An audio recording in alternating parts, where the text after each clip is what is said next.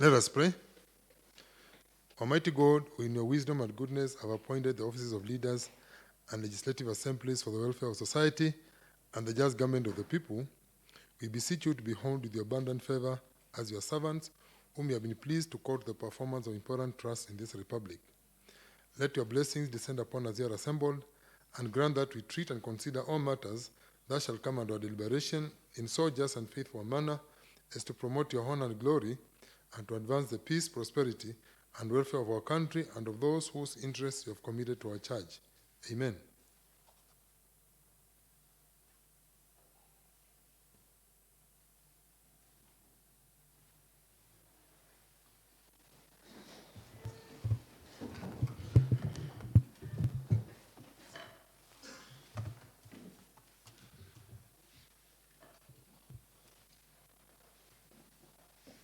Mr. Clerk, proceed.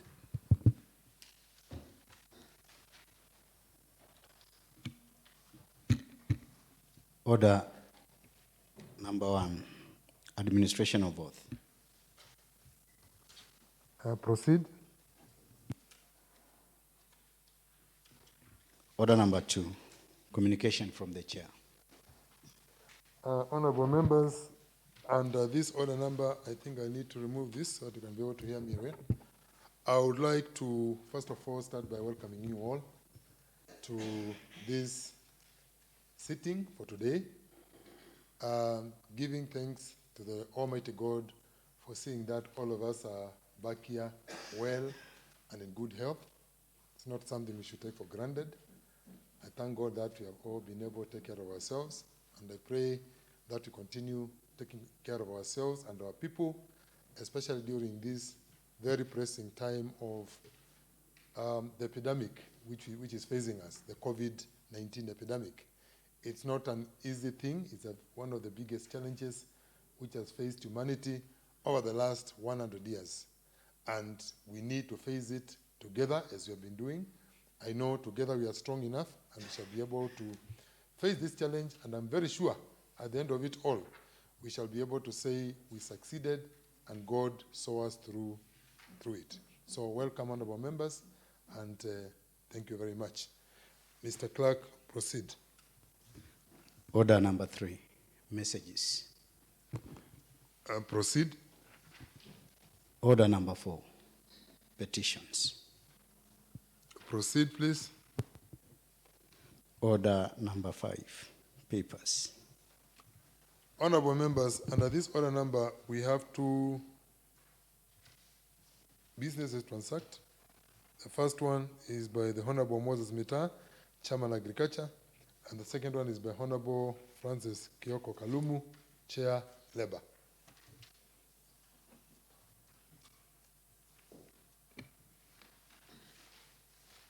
Thank you, Honorable Speaker. My name is Honorable Moses Mita, Chairperson, Agriculture and Cooperative Development Committee, Member of County Assembly representing Kangundo Central Ward people. Honorable Speaker, I beg to lay the following paper on the table of the House. Today, Tuesday, the 5th day of May 2020, the report of the Committee of Agriculture on first quarter status report for the Department of Agriculture for the fiscal year 2019-2020. Thank you, Mr. Speaker. I see the paper.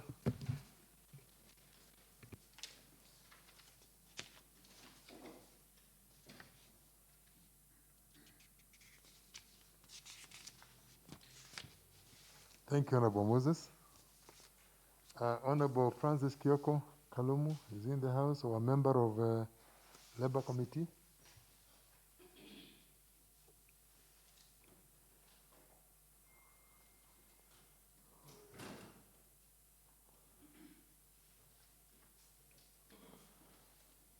Member of Labor Committee can be able to lay the paper on his behalf.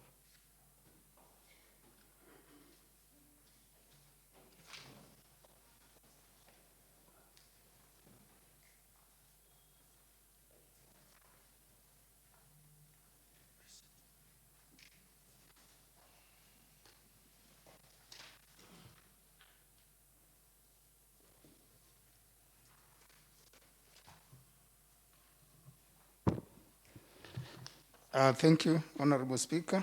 I'm Alex Kamito, MC Talloud, and a member of the Labour Committee.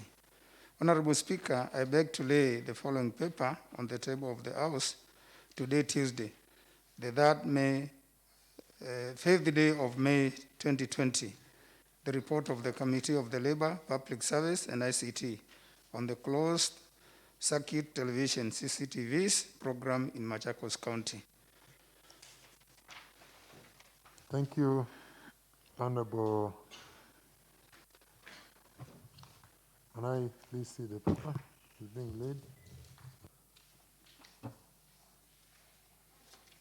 Thank you very much, Honorable Alex Kamito. Mr. Clerk, proceed. Order number 6, notice of motion.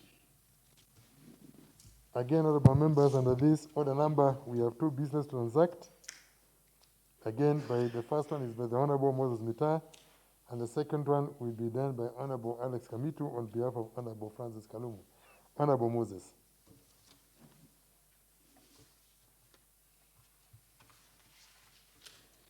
Thank you, Honorable Speaker. Notice of motion.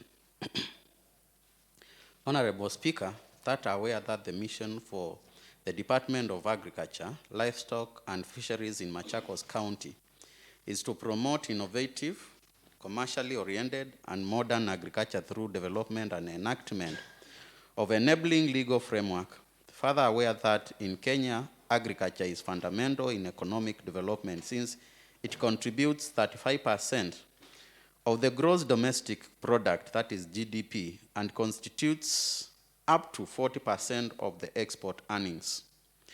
Aware that Article 183 into brackets 3 of the Constitution of Kenya provides that the County Executive Committee shall provide the County Assembly with full and irregular reports on matters relating to the county.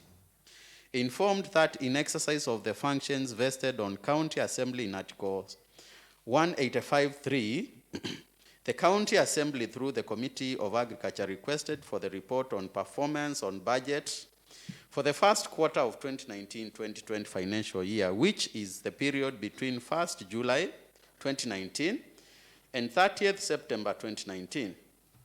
Cognizant that pursuant to Standing Order 195, the committee analyzed the status report of the department and consequently compiled a report.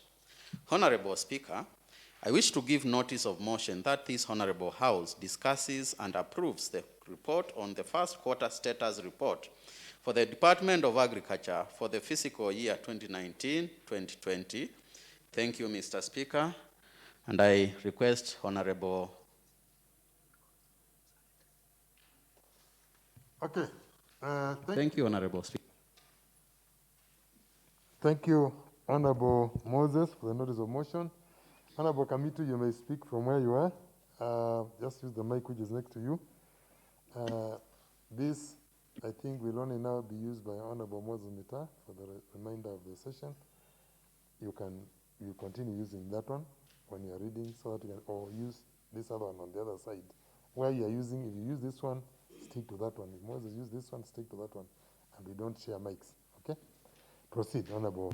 Yeah, thank you. Thank you very much, Honorable Speaker. Once again, I'm Alex Kamito, member of the Labour, Public Service and ICT Committee.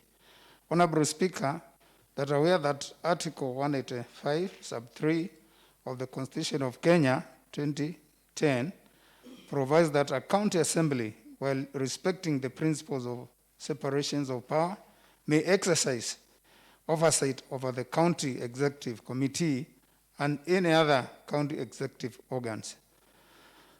Honorable Speaker, recognizing that the Labour, Public Service and ICT Committee is established pursuant to Standing Order 190 and the second schedule of the Standing Orders, define its mandate as follows. All matters relating to labor, trade union relations, manpower, or human resource, planning, information, communication, and technology.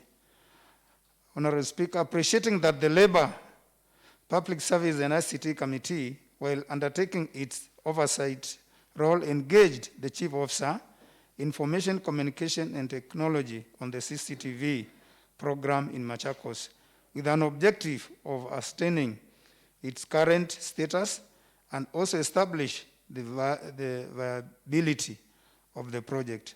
Further, appreciating that the committee conducted fact-finding missions on select installed CCTVs within the county. Honorable Speaker, I wish to give notice of motion that this Honorable House discusses and approves the Labor, Public Service and ICT Committee on the closed-circuit television CCTVs program in Machakos County. Thank you, Honorable Speaker. Thank you very much, Honorable Alex Kamitu. Mr. Clerk, proceed.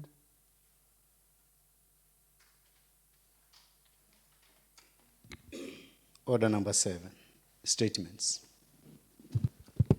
Honorable members, under this order number, we have 3 statements which are going to be read in this House. The first one is by the Honorable Mark Mwendo, the Majority Leader. The second one is by Honorable Mika. And the third one is by Honorable Stephen Mwanthi. Start with Honorable Mark Mwendo, Majority Leader.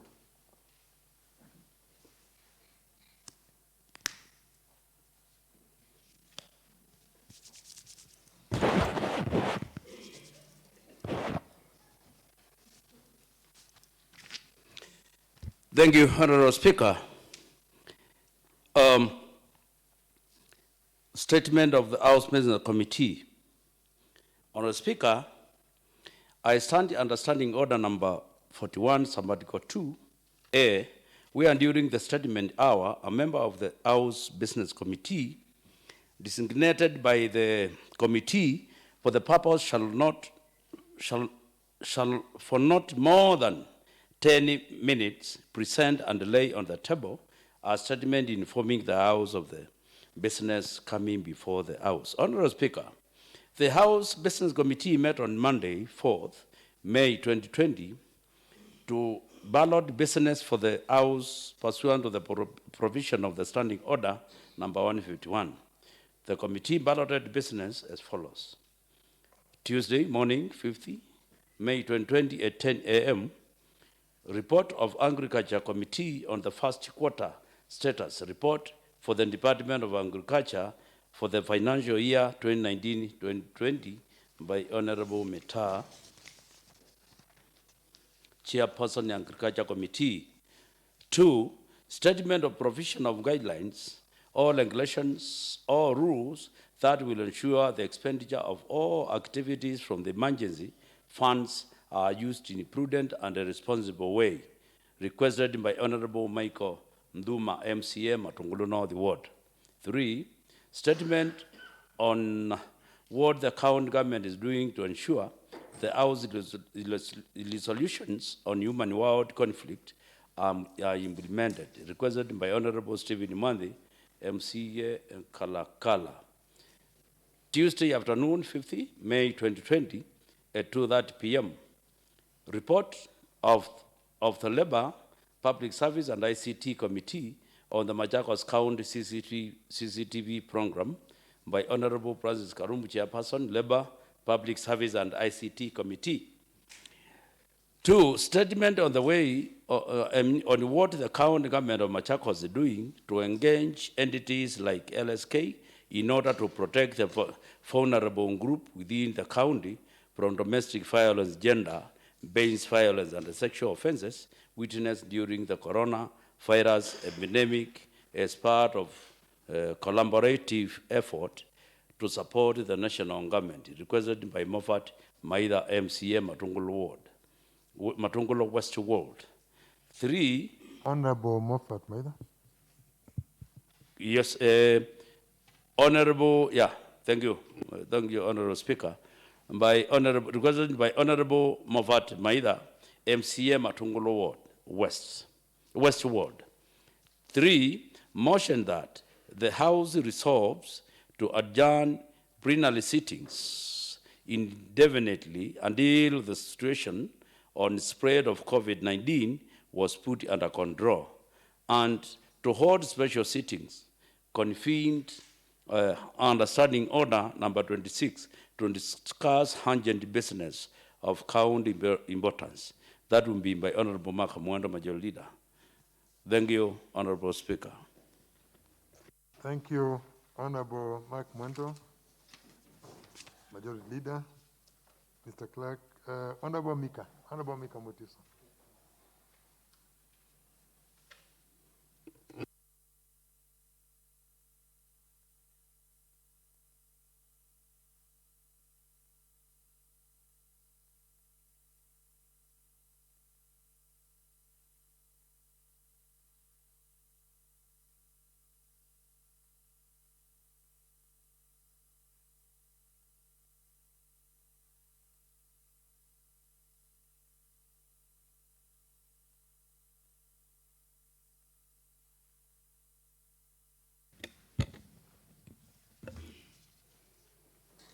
Thank you, Mr. Speaker.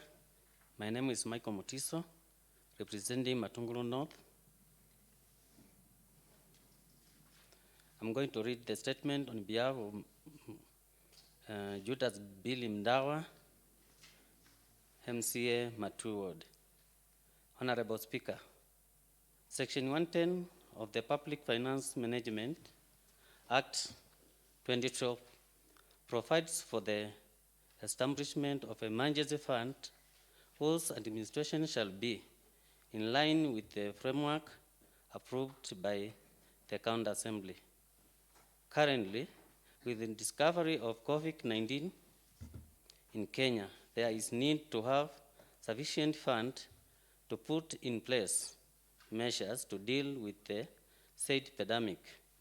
Further, there is also need to ensure that expenditure meet to deal with the said pandemic is used in a prudent way and in line with the principle of the public finance provided in Article 201 of the Constitution. Honorable Speaker, pursuant to Standing Order number 41-1, I wish to seek a statement that Executive Committee members responsible for finance to provide this Honorable House with guidelines, regulations, or rules that will ensure the expenditure of all activities from the emergency fund are used in prudent and responsible way. Thank you, Mr. Speaker. Thank you, Honorable Michael Mutiso. And normally, as is custom with statements, especially statements which touch on county-wide related issues like this one, on the creation of emergency fund, I'm going to allow members to hear their views on this statement in as far as the creation of this emergency fund is concerned before we proceed on to the next statement. Members, you may comment on this issue.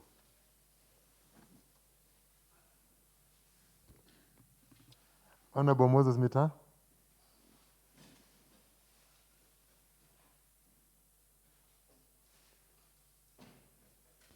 Thank you, Honorable Speaker. My name is Honorable Moses Mita, representing the great people of Kangundo Central Ward. Honorable Speaker, I start by thanking Honorable Judas Ndawa for the statement sought, which has been brought to this House by, or else read by Honorable Mike Onduma. Honorable Speaker, issues raised are very important because they relate to how funds will be managed, Honorable Speaker, especially during this time of crisis. Honorable Speaker, so far I can state that we are in darkness on matters related to expenses on COVID-19, especially in our county, because, Honorable Speaker, you are aware that we don't have that emergency regulations, emergency expense regulations. It has not yet been passed by this House, Honorable Speaker. Even though in our last sitting, there was a communication by Honorable Speaker that they are working towards establishment of such a kitty and rules. They are working on the rules and how these funds will be managed. Honorable Speaker, my request is that we expedite the exercise. We take it as an urgency so that, Honorable Speaker, we don't stay for more time without allowing the county executive to spend on whatever funds they receive. Honorable Speaker, we witnessed yesterday people of goodwill donating goods, both foodstuffs and money, towards His Excellency the Governor. And Honorable Speaker, it's in black and white that those funds cannot be used, or else they cannot be utilized before authorization through this Honorable House. So, Honorable Speaker, my urge is that we try to work on that issue as quick as possible, so that, Honorable Speaker, again, we might know if these funds have been commissioned, how they are being spent, because we have seen the county government working towards some projects, but, Honorable Speaker, Point of order. these funds, I can state that. Just hold on, Honorable Moses. There's a point of order from Honorable Caleb. Thank you, Mr. Chair. Is it true that the county cannot spend donated funds before the passing of the House? Is the donated fund part of our budget? Honorable Moses. I'm asking this, Chair, because Honorable Mita said he saw some donations yesterday, and the donations cannot be spent if the House does not pass that bill. Thank you, Honorable Speaker. I beg to leave it to the experts, but what I know, it's in response to the emergency we have, COVID-19, and it falls directly under the consumption by our Chief Executive Finance, and in my little understanding, he has got no authority to spend those funds donated without clear guideline through this Honorable House. Thank you, Honorable Speaker. Thank you, Honorable Moses. Maybe I might need to give a direction here, a bit on the same. Matters concerning donation or matters concerning funds, any fund or any monies which are handled on behalf of the public, any funds have to go through, even when they are received, have to go through a specific kit. Any funds. Remember, for example, when you're doing our budget process, we show equitable share, then you show grants, then you show loans, then you show, so even the grants, the donations we get from outside countries into our country have to come through the budget process and have to be allocated by this House through the various voters. Therefore, what the Honorable Member is saying is that, yes, we have received donations from various donors, both in kind and in cash. The one is specifically talking about is especially the funds which have been received in cash. Because money which is received in cash has to go into an account. You cannot receive it and give it out without accounting for it, so long as it has been given officially. And what you saw yesterday was that it was an official function, where the governor was there, the MPs were there, and everybody was there, so that became an official function, where he's receiving things on behalf of the people of Machakos. So what the Honorable Member is saying is that it is important for us to expedite on the creation of the emergency kitty fund, so that on the cash part of it, he can be able to have an avenue of saying, I'm utilizing, this money has been received, it will go to enhance the emergency fund kit, and it will be issued from the emergency fund kit. Otherwise, you cannot just receive a donation and then you give it out. it doesn't come anywhere in your accountability books, you'll be questioned later on by auditors. So the good thing is, what the honorable member is saying is, and the statement has been brought, and I'm also aware that the act is actually ready. They're only waiting to do a few amendments and bring it before this house, which will be committed to the Committee of Justice. So once that one comes, we'll be able to regularize these things. That is what the honorable member is saying. There is nothing in official which is given in kind for free. You even see gifts. It's an official gift which you are given. It has to be documented. No more gift for you as personal given to you. It has to be documented and indicated you have received a gift of this nature. Otherwise, it will be construed to be of a different nature. So I think let's hurry up and expedite on the creation of this fund so that we can be able to have accountability for all things which are coming into the county and not raise issues going forward. Honorable Majority Leader, then we come to Minority Leader. Thank you, Honorable Speaker. Let me start by thanking the Honorable Member for Matu, Honorable Ndawa, Bill Ndawa, for seeking this statement. Honorable Speaker, this statement should have come long time ago, but since it is in the House, Honorable Speaker, I think it's very critical. We now engage the executive on the issue of the emergency fund. Let me say it is not only COVID-19 which makes emergency fund to be available. We also have areas whereby the rains have meant some effect on our roads and other things. Same, if we had this emergency fund during the locusts, I know these honorables can remember during the locusts, which were in the other side of that and other places, we really needed emergency.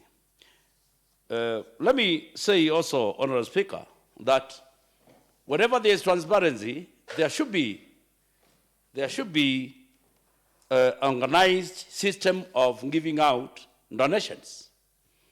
Donations are not given and then are received to anybody and then they say this is just a donation. There must be a system because the donors are spending their own money. It is their own products they are giving out. So if they hand over to His Excellency Governor, there should be a way of how we going to distribute. Honorable Speaker, to me, I think this House has got the members who are elected by the people, and those are the people who are supposed to be getting those products. What I'm saying, Madam Honorable Speaker, is that if, yes, it's good, we have received the goods, but this House should be involved on the distribution of those food. Because I don't imagine a CEO or a CEC will know a family in Kenania which is suffering.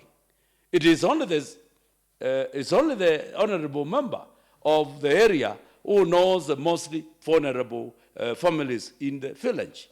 Therefore, what we are saying, it is not bad, Honorable Caleb. We are not competing. We are not saying it's bad. It is good, but the system of distribution must be in place. That is, honorable members of this House will be involved. Let me say, Honorable Speaker, that this House has been left in darkness in the issue of COVID-19. Because other counties, they normally meet, the MCS, they normally meet online with their governors, discuss, and give issues which are affecting their ward. It is like executive one-man show. Because why do we have people elected in wards? Point of order, Chair. Point of order, by Honorable Caleb.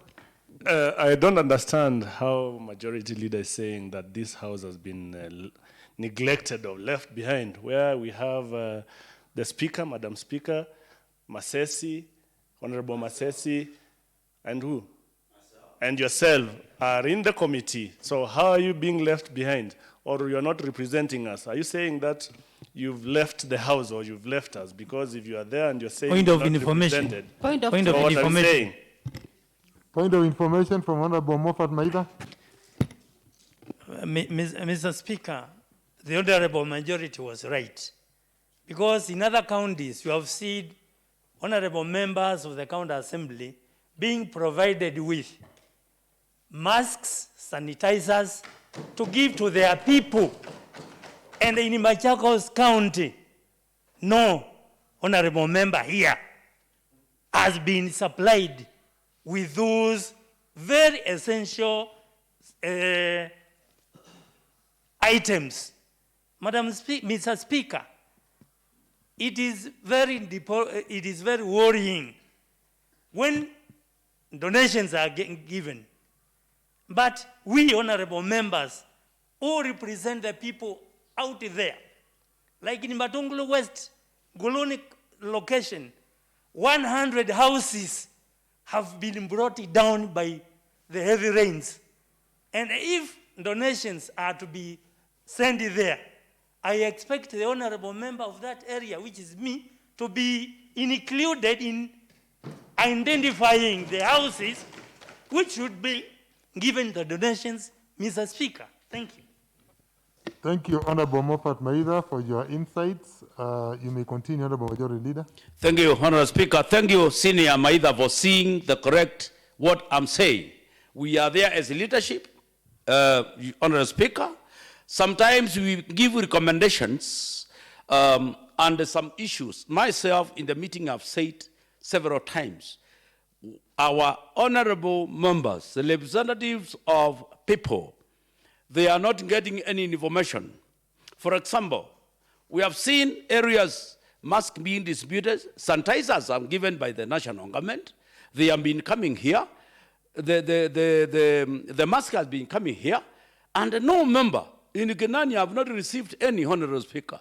Where are these sanitizers going to? Who is distributing them?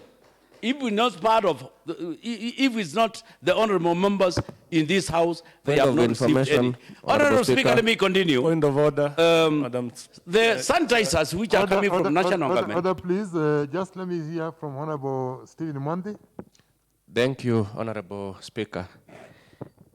Honorable Speaker, I have a feeling that the Honorable Majority has just told us that he sits, I believe, virtually in that committee.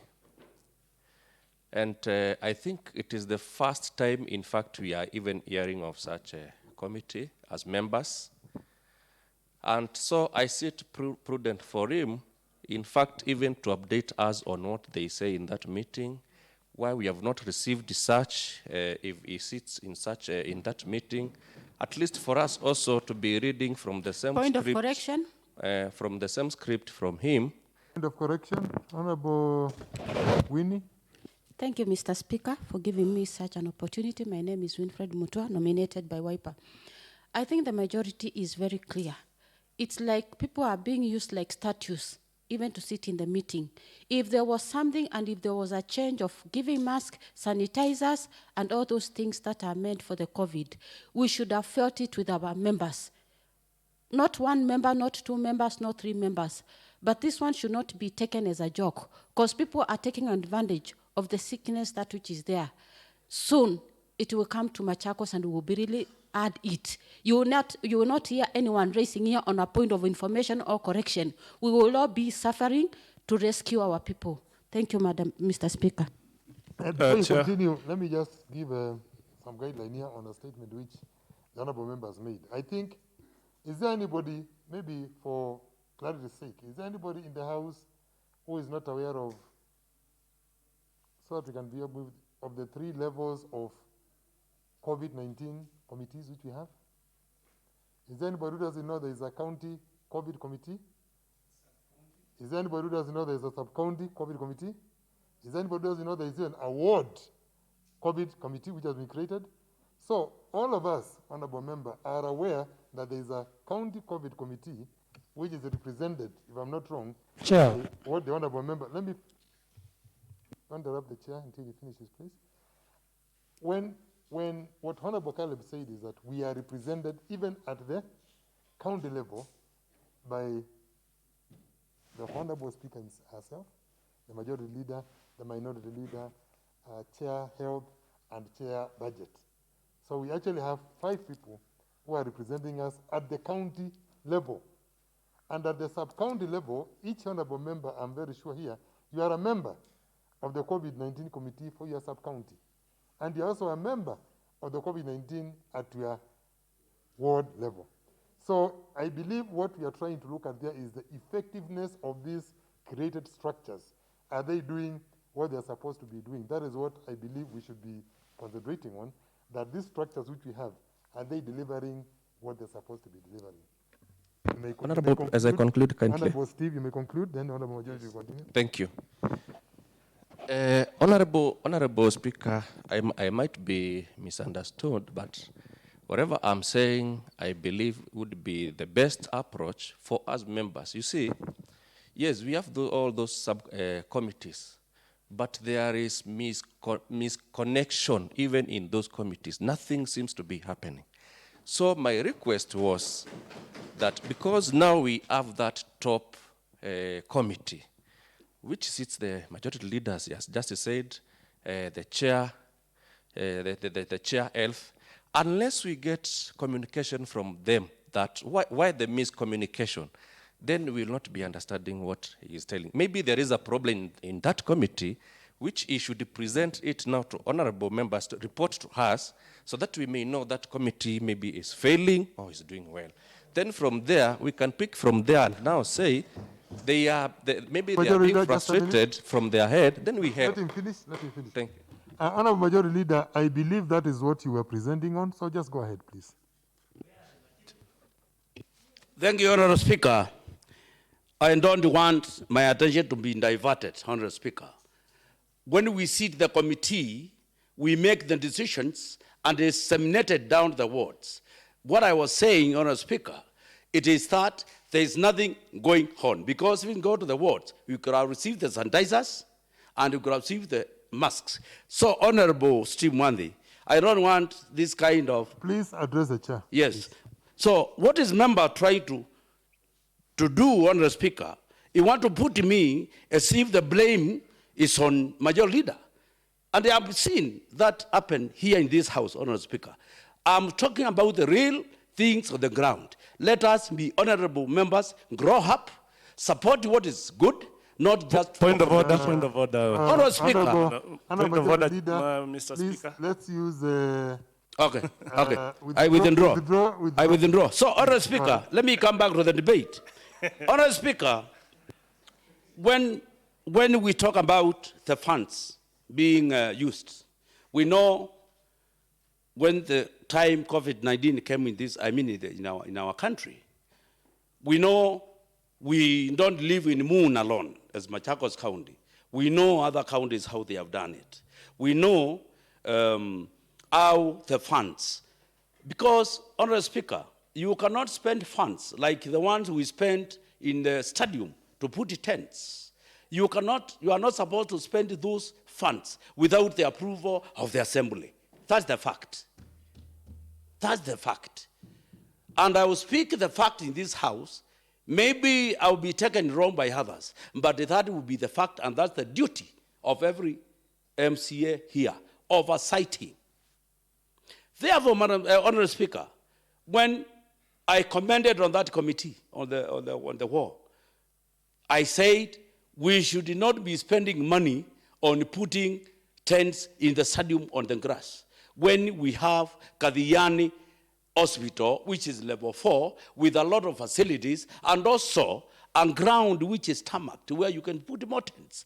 And also the equipment which are coming from national, because they are provided by the national government, to be put there after COVID-19, Kadhiani could have become level 5 hospital.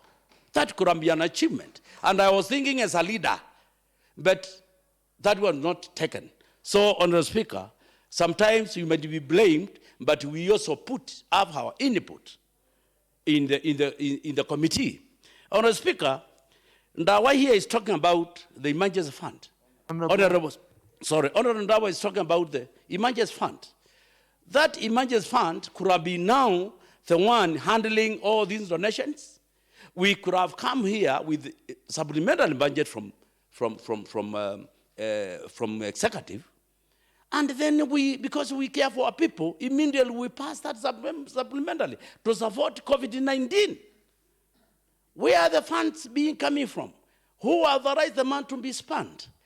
Anyway, that's not my business, but my business is to oversight. And I will say, Honorable Speaker, Honorable Dawa is seeking, in fact, when I go through the statement, it's like he wonders. He's wondering also, like others like me, how this expenditure, because he's saying expenditure, regulation or rules that will ensure the expenditure of all activities from the emergency fund are used in a prudent and a responsible way. Honorable Speaker, unless we have emergency fund in this county, we are going to be failing. We are going to have a lot of cases, not only COVID-19, but other cases which needs emergency fund. Without emergency fund, Honorable Speaker, this Honorable House will be blamed for any expenditure which will be done outside this approval of this House. Thank you, Honorable Speaker. Thank you, Honorable Majority Leader. Honorable Minority Leader, Alex Kamito. Thank you very much. Honorable Speaker, I'm Alex Kamito, MCA Talawad, Leader of Minority and the heirs of the government in this House. Honorable Speaker, let me applaud the statement that was sought by Honorable Yuda Dawa. And my contribution on this one, Honorable Speaker, is that I want to relate to the emergency fund that is supposed to be approved by this House. And on that strength, Honorable Speaker, it is very important that we should follow sequence of events. And in this note, you are very much aware that, Honorable Speaker, during the rainy season, the House was supposed also to sit down and come up with an emergency fund in regard to any emergencies that may arise in the county. This House is very much aware, and it was supposed to have been done, but everybody is aware that we were caught up by this epidemic before this emergency fund was debated or discussed. So it is on that strength, Honorable Speaker, that I stand here to inform the House that I'm one member as the minority leader of this House. Majority leader is a member of now the county committee, which also is collaborating with the national government in regard, for that sake, in the county, we have got the county commissioner and our governor, and then members drawn from the department, the various departments within the Machakos County government. We have got also our chair for health, who is also a member of that county, the county committee. We have got also our honorable member for budget, and the other honorable member is budget, majority, minority, and health. And for that regard, my Honorable Speaker, my contribution in regard to the emergency, it is now that as a Public Finance Management Act, which was passed in 2012, it also provides for the establishment of emergency fund. And that's why today we are debating on the same. And now because we have a reason, and a very important reason, that there is already an epidemic in the county, it is now the work of this House to discuss this statement, which is a very important statement, so that now things will be put down and we go ahead, because now there will be an emergency fund established by this House, approved by this House, and all the expenditures in regard to this fund, having been approved by this House, will be laid down, and as per the Financial Act, things will be followed. On that regard, I don't want to repeat myself once again, Honorable Speaker, is that from the county level, as I have stated, we have got now the sub-county committees talking of the same objectives up to the ward level, to the village level. So on that regard, Honorable Speaker, I would also give light that the donations that were carried out, it was through the national government, through the collaboration of the government, the executive, that is through our county, and the members of this assembly, being led by our Honorable Speaker, Madam Florence Mangangi, who also, the donations that were done yesterday, they are not going to be used until the approval from this house. That's why you've been called. That's why we have a special sitting. That's why a special sitting was gazetted. Chair, point of clarification. Point of clarification from Honorable Caleb Mule. Yes, Chair. Thank you, Mr. Chair. I'm wondering, I saw some foodstuffs. Will we wait for the act to be passed in the House for the foodstuffs to be donated? Because I understand there are perishables which were given. Again, Mr. Speaker, in the budget we have a percentage of emergency fund. Are you saying that we are going to supplement that with the donation, the one that we are given? Do we have the supplementary fund? No, not supplementary fund. Do we have the emergency fund in the budget? Point of information, Honorable Speaker. Let me give guidelines on this so that we can be able to conclude quickly, honorable members. The issue here is one and simple. We've been having a voted written emergency fund in the budget, being a member of the budget committee. But the problem has been that since the creation of the county governments, we have never created the fund for the emergency. I'm talking about since 2013. It's not a problem which has come in our term. It's a problem which was there from 2013 up to today. We have not yet had an emergency kit created to be able to cater for these things. And therefore, that is why we are applauding the executive and telling them that they should bring that act as quickly as possible, because it is next to impossible for people to operate without an emergency kit. And I remember, if you were all here, honorable members, during when the budget committee was reading its report, it observed that the Machakos County does not have an emergency kit fund and requested the executive to move with speed. At the time when we were approving the budget in June last year, we noted that the funds, the emergency kit, had only been provided with 7 million shillings, and said, first of all, it is too little, and secondly, it cannot even be used because it has to be operationalized. So I think what we need to concentrate our debate here on is, first of all, we be happy now that the honorable member has brought a statement here demanding that that kit be created and operationalized as quickly as possible. In as far as the perishables are concerned, because I've heard you talk about donations which are perishables. Obviously, those ones, especially if they are ready foodstuffs to be utilized, those will be utilized or will be given at the discretion of the governor. Because if you have got, for example, milk, which will expire in a week, you won't wait for a kitty, obviously. You'll give it to a needy person. So I believe prudence will take over when it comes to such issues, but we concentrate on ensuring the creation of the emergency kit. You may conclude, Honorable Majority Leader. Majority Leader was still on, are you still on a point of order or? Okay, go ahead, Honorable Kamitu. Thank you for the correction. I meant Minority Leader. Thank you. Thank you, Honorable Speaker, for those good guidance. And it's important that, honorable members, it is always important that information is power.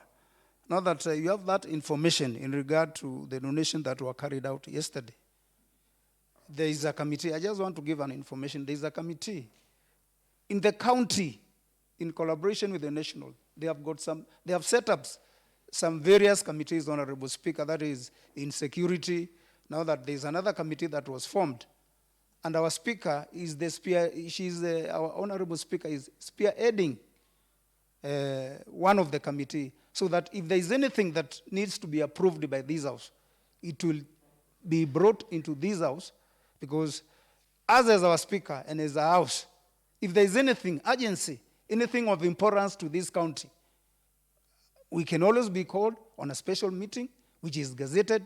So, honorable members, there is no no problem that may crop up. And once again, you are very much aware that you cannot, there are always sequence of events. So what is happening is that there's a sequence of events that is not going to be followed, and it is not going to take long.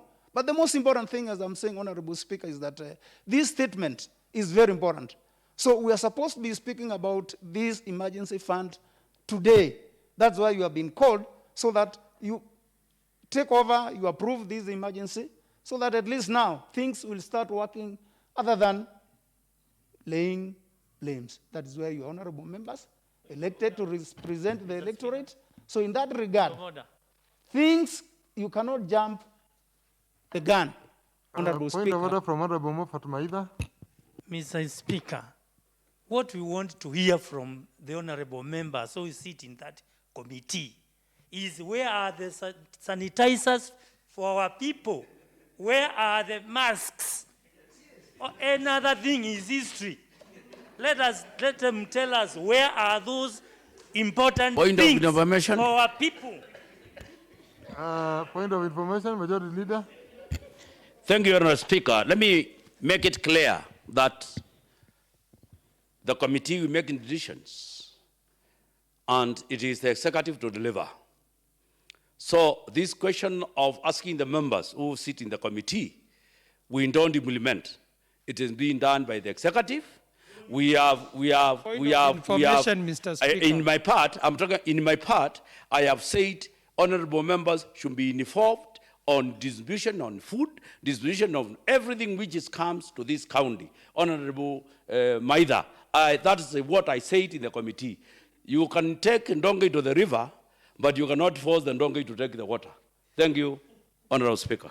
Point of information, Mr. Speaker. You may conclude, Honorable Alex Kamito, please. Honorable Speaker, let me conclude by saying, if really these members are exactly following what is happening from the word up to the county level in regard to what has been happening as a committee, then you should also be informed of what is happening, because if I may talk about the sub-county, Matungulu sub-county, where Honorable Moffat sits, is also informed of exactly what is going to happen. Things will be trickled down from the county in collaboration with the national government up to the ward level. So in that regard, let me come back and say, this is a very good statement, where as honorable members, we are not supposed to be talking of how we are going to approve this emergency. Thank you, Honorable Speaker. Thank you. Honorable Mweni. Thank you, Mr. Speaker. I'm Bendeta Mweni Musyoka, nominated by Wiper. Mine is to say that I support the statement by saying, I think all the honorable members, the 40 wards, they have to be called by the governor and then be instructed, or the executive, the things which are being given, so that they can take them to their people. Because by singing and saying that we are going to pass the fund, that one we are going to pass it today.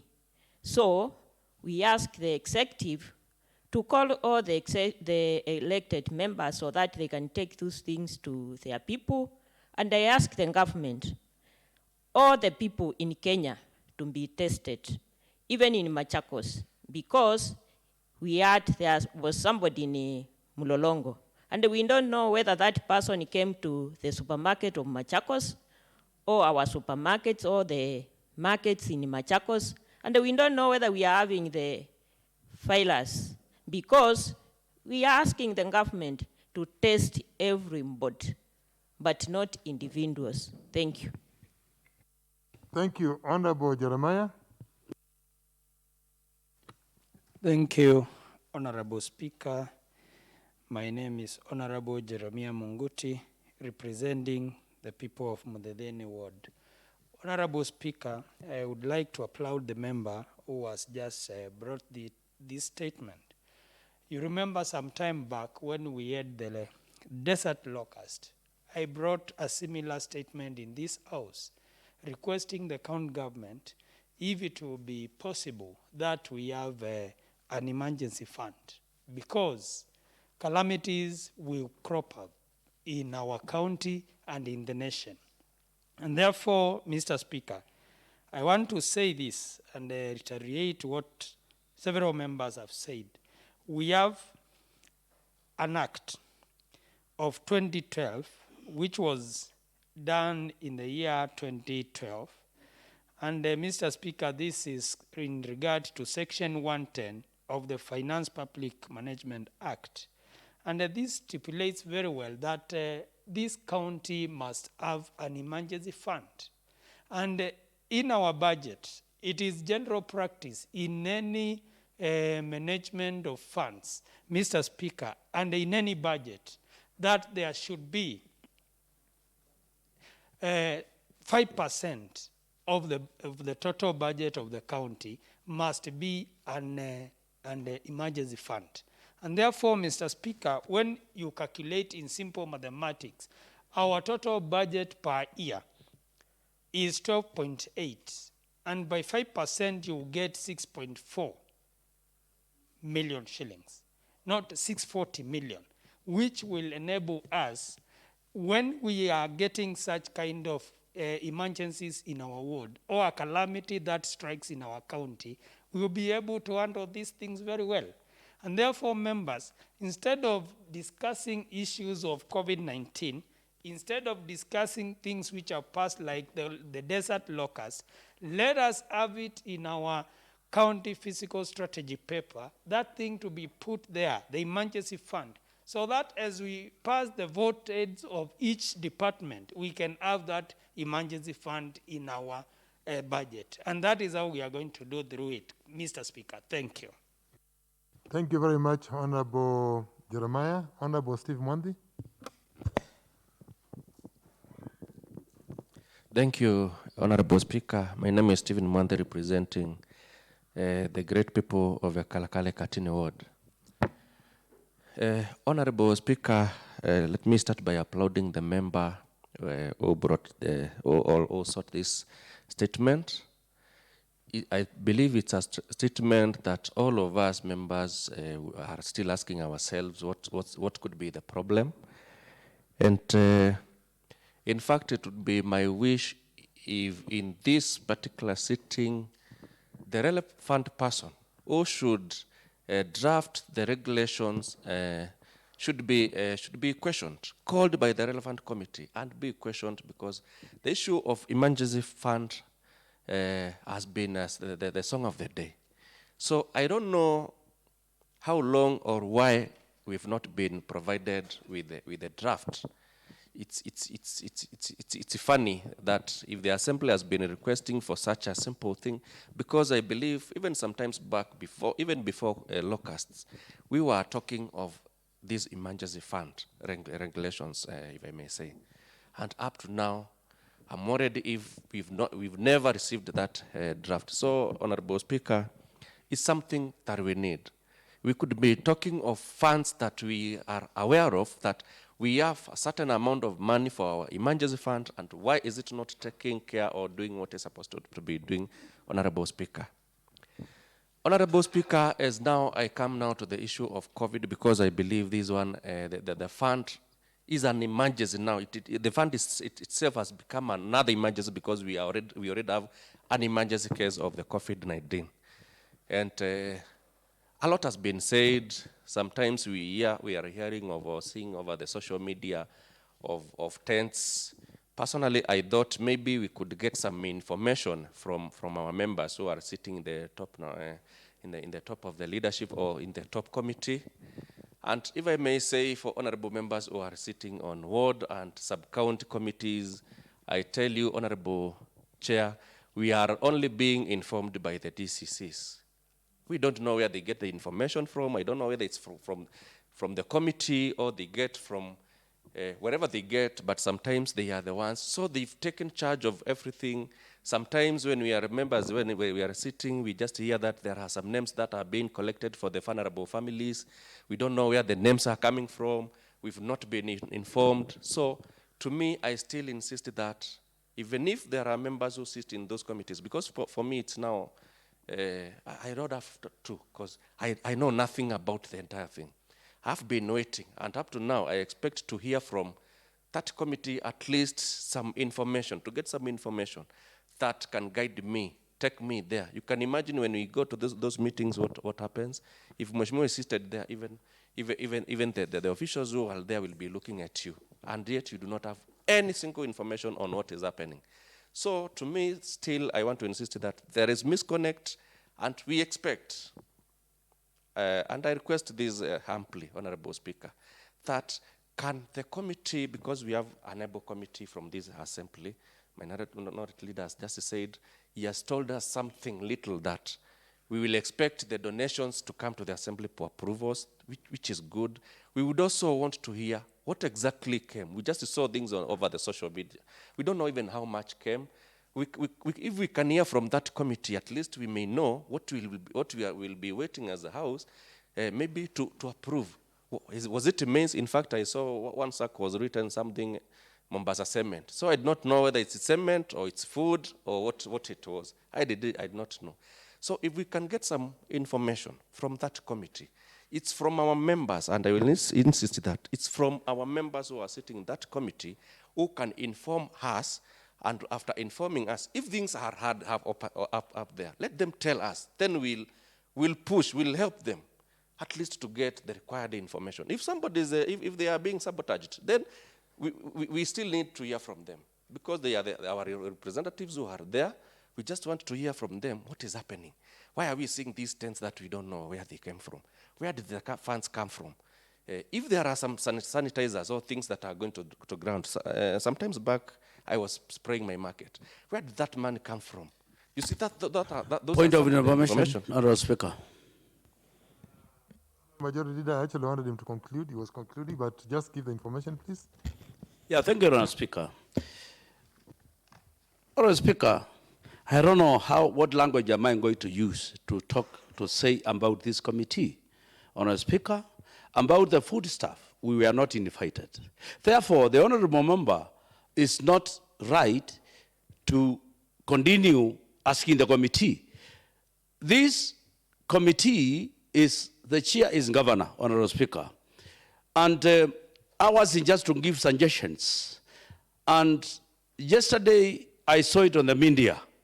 I was not informed. I don't know whether Honorable Mairandi was informed. But I saw Honorable Madam Speaker. Therefore, Honorable Speaker, I feel it is not the committee to give information. It is the county government of Machakos and the right department, which is Department of Health. So I advise the honorable member to seek a statement through this house to summon the Minister of Health and also the secretary, county secretary, to give light on that food, how that food was brought in, and even the funds which are being used. I said several times that about the tents. Myself, I said we should not put tents on the grass when we have Kadiani being isolation center, which has been set aside by the national government. So I don't know what member you want us to hear from the committee. So, Honorable Speaker, for me, I was not invited for the food stuff, and I cannot give further information on that. Thank you, Honorable Speaker. Honorable Steve Mwandi, you may conclude, please. Thank you, Honorable Speaker. And I think from the words of Honorable Majority, it shows still there is another problem that we are not seeing, maybe, that is again cropping up. Because if maybe there are things that again are being done when the committee is not alerted, then that shows the misconnect that I'm talking of. Honorable Speaker, this is a time that we, all of us leaders need to sit together and see the best way to do to our people, the best way without feeling ill of each other. We need to understand where the problem is. We've been having those committees that up to date, we've never been given instructions or way on how we'll be doing on those committees. we need some guidance on such, at least so that we may know where we belong. When you just go and sit where the SEC is, and or maybe the ward administrator, and he or she is the one who is informing you, you feel sometimes you don't, you feel, even sometimes even when they deceive to you, you will not know. I've just said that there are names that are being given out. I believe many honorable members were not invited to such. Why? Because we do not know where that story started. And I believe honorable members are the people on the ground who can well know the most vulnerable people in the society. But to me, I think we were short-judged on that. It was not good. We don't know where the food was to come from or what those people will be given. We feel left out. We would want to know how soon and where we are going to get the masks for our people. We would want to know where we are going to get even the sanitizers and possibly these plastic tanks in our markets, because we do not have them. Some of us have gone to an extent of donating their money or using their money to do such, which of course is not enough for our people. So we feel that we still need, we all expect better and good information from the topmost committee and explain to us what we are supposed to be doing on those sub-count and ward committees. Thank you, Honorable Speaker.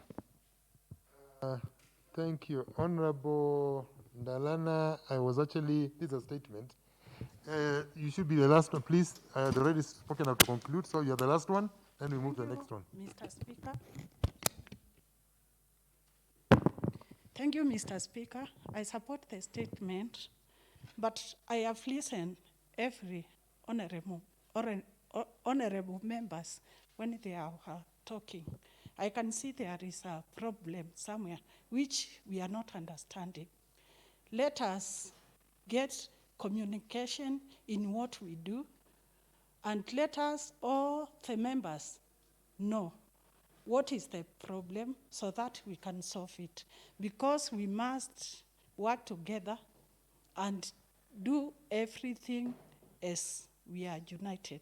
Thank you, Mr. Speaker. Honorable Ndalana. Honorable Alice. Asante Bwana Spika kwa kunipa nafasi. Nimshukuru Maulana kwa kazi nzuri ambayo ametutendea sisi kama wabunge. Tulitoka hapa tukaenda nyumbani.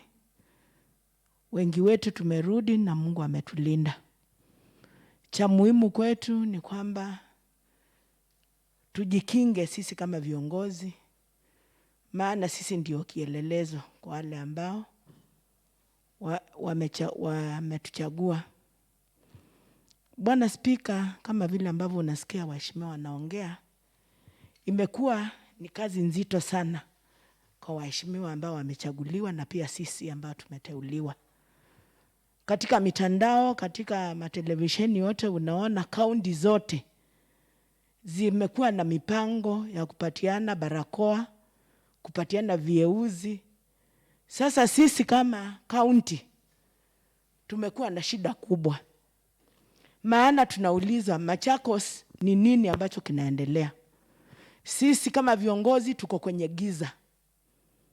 Hatujui twende wapi, turudi wapi, hatujui. Maana kama kuna ujumbe ambao umetoka kwa kamati kuu ya ugonjwa huu wa corona, sisi kama viongozi tungekuwa na utaalamu na mambo ambao tunaweza ongea kama viongozi. Ndio maana unaona viongozi hapa wabunge wanaenda mzunguko kujua ni kwa nini hawana ujumbe, hawajapawa kama viongozi hawajapawa hizo barakoa ape wananchi, hawana vieuzi, kuna vitu nyingi. Juzi nilishangaa kusikia kwamba DC wa sehemu yetu ya Masinga akiniambia kwamba ashaandikisha watu ambao hajiwezi kuwapa chakula. Kama aliandikisha kutoka Ekalakala, aliwajuaje na kuita mheshimiwa wa hiyo sehemu? Kama alienda Muthesia, anajuaje Muthesia wale watu ambao wanahitaji usaidizi? Bwana Spika, ukisikia tukiongea, sisi tuko kwenye giza. Na ukitembea, unaulizwa, unasikia wananchi wanasema, huwa mnakuja kwetu wakati ambapo mnataka kura. Na wakati ambapo tuna shida, amtutembelei. Wewe kama kiongozi, kama una ujumbe wowote, utaenda kwa watu kuambia nini? Na wanasikia kila mahali kazi inaendelea, wananchi wanaendelea kutunza. Na unasikia wanasema pia, sisi huwapenda wakati ni wazima. Na unajua mtu akiwa kwenye shida ukimsaidia wanakukumbuka.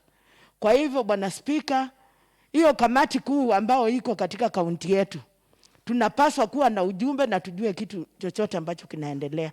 Sababu kama kiongozi ukiulizwa kitu ambacho kinaendelea katika kaunti yako, wewe mwenyewe utasema nini na ujui. Kwa hivyo sisi kama viongozi tuko kwenye giza na tunahitaji ufahamu ndio tujue vile ambavyo tutafanya na kuwaelezea wananchi. Na jambo kuu ni kuwakinga na ugonjwa ambao uko. Asante Bwana Spika. Asante sana. Honorable Geoffrey.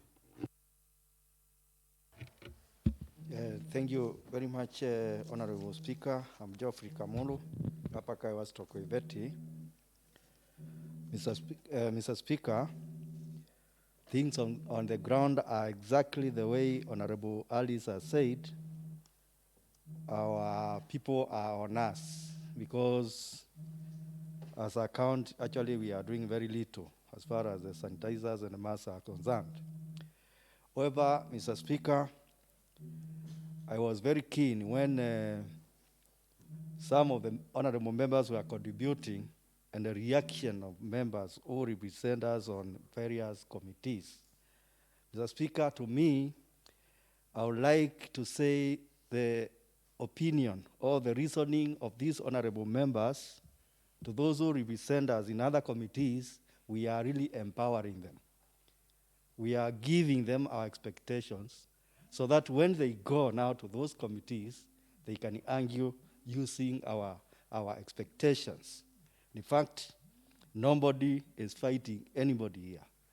We are only giving suggestions so that those honorable members who are representing us on higher levels, actually they can use our notions to those committees so that we can benefit. Honorable Speaker, as I support this statement, I'm wondering why the executive is reluctant in drafting a legislation on emergency fund. We, as an assembly, we want to give them money. We want to empower them. We want them empowered so that when emergency comes, they have something to sort it out. But I'm wondering why they are reluctant on the same. Because they should bring it here, we deliberate on the same, and we pass it so that we can have that readiness on any emergency which can arise. Call it floods, call it these locusts, call it this corona, even a fire outbreak. Anything can happen anytime. And if we don't have this regulation, we will continue suffering. Mr. Speaker, it is in order to speak our minds when we see things which actually have not been thought well. I happened to go to the showground. I wanted to see the CEO, and it was raining. Mr. Speaker, I want to confirm that place was waterlogged. Mr. Speaker, if the place is like that, it is not adopting the climate changes, Mr. Speaker. Will we be wise enough to say this was a viable project? Mr. Speaker, that is why some of the members are actually questioning why this is done. When I was there, I was wondering, looking at the beds there, imagine people were there and they were supposed to sleep there when it was waterlogged. Mr. Speaker, that area, the statement which was proposed by the majority, it is necessary so that we can make the necessary amendments before things get worse.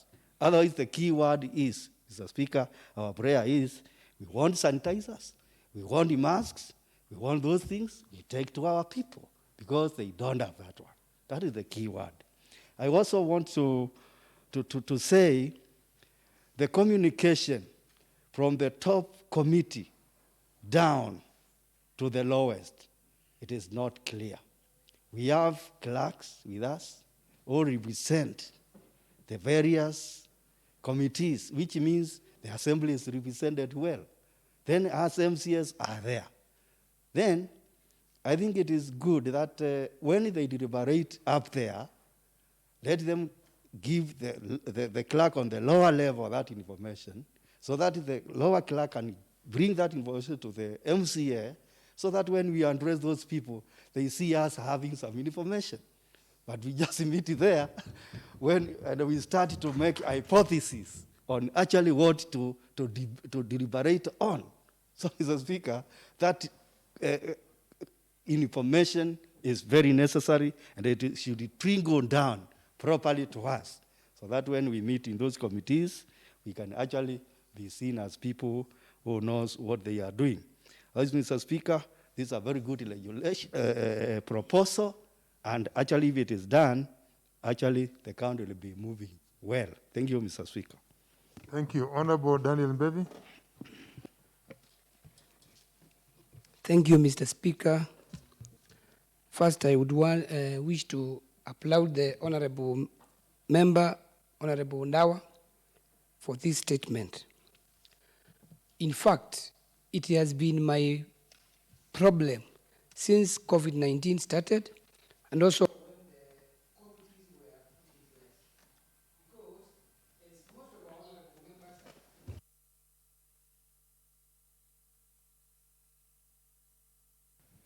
as most of our members have indicated the issue.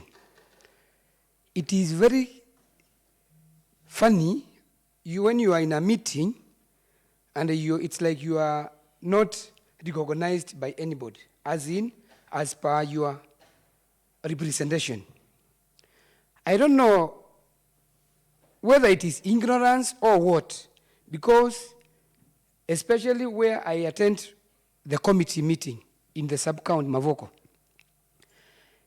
if an honorable member raises an issue, it is termed as politics. We have attended those committees, and I don't know whether it's out of ignorance that the chairman decides to ignore the honorable members. And if you look at it, honorable members are almost being sidelined on those meetings. Whatever you contribute is not accounted for. It's like you are just invited there just to appear, but the meeting is already known. Everybody, any other committee member, apart from the honorable members, they are in one meeting, and the honorable members are not involved. It's like it's a parallel meeting. So I would wish, and I also indicated in that committee, because we met twice, and I asked the chairman. Now, when I was coming here, I normally communicate with my electorates that I'm going in a committee. So the issue of masks and the sanitizers, this evening, I'll give you a report. When I get into that meeting, we walk away with nothing. When our electorates are actually waiting for masks and sanitizers, and also those donations for those vulnerable families. So, I don't know whether the experience is in all sub-counties, but it has been really revealed here. It is important, Honorable Speaker, for the committees to recognize the presence of the honorable members, because they are the people's representatives. Because unless they recognize honorable members, the problem will not end, because the honorable members are the ones who meet with their people on daily basis, every hour, every minute, every other second. So, my request is if we can be having one meeting for all the committees, probably if it is once in a month or twice, because that miscommunication is where the problem is. Because when we meet ourselves, you find even the chairman of our sub-county committee has nothing to tell you. You ask him something, he refers you to the senior committee. So it would be important if all the committees, ward level, sub-county level, could be meeting one meeting at once. I think that miscommunication would be solved. So my other issue request is, okay, once the committees meet and those honorable members who meet there, emergency does not meet the person who is already affected. It is important to take care of, also to have a budget on either roads, because if a road is not passable, how do you serve your people? Yet you cannot get there. So it is important we have a teamwork sort of meetings so that we can take care of all the emergencies which are arising in our count. Because you remember, and you know very well, the rains are too much and our roads have been affected. Thank you, Mr. Speaker. Thank you, honorable members. I think I have left that specific statement to be debated on for quite some time. Again, it's a lot of time because of the importance it has on the county. It's a very important thing, especially during this time of the pandemic. And therefore, your views have been well received. And I believe the relevant committees, the relevant departments are hearing what the honorable members are saying. And we are going to be able to come out with a report which will be able to summarize the things which have been said by this House. I think, in summary, what I'm getting from this is that there is a communication breakdown from the counties level going down. And therefore, there is need for especially the sub-county committees to work better in disseminating information from the national committee and from the county level committee. And the county level committee does not seem to have come out with a plan. We need to see a plan, honorable members need to see a plan which tells them we expect to collect funds up to this period, we expect to buy sanitizers at this period, we expect to be giving out masks at this time, we expect to be giving out foodstuffs at this time. There has to be a program which honorable members are aware of, and therefore which will also give a plan, which will give them a direction to go.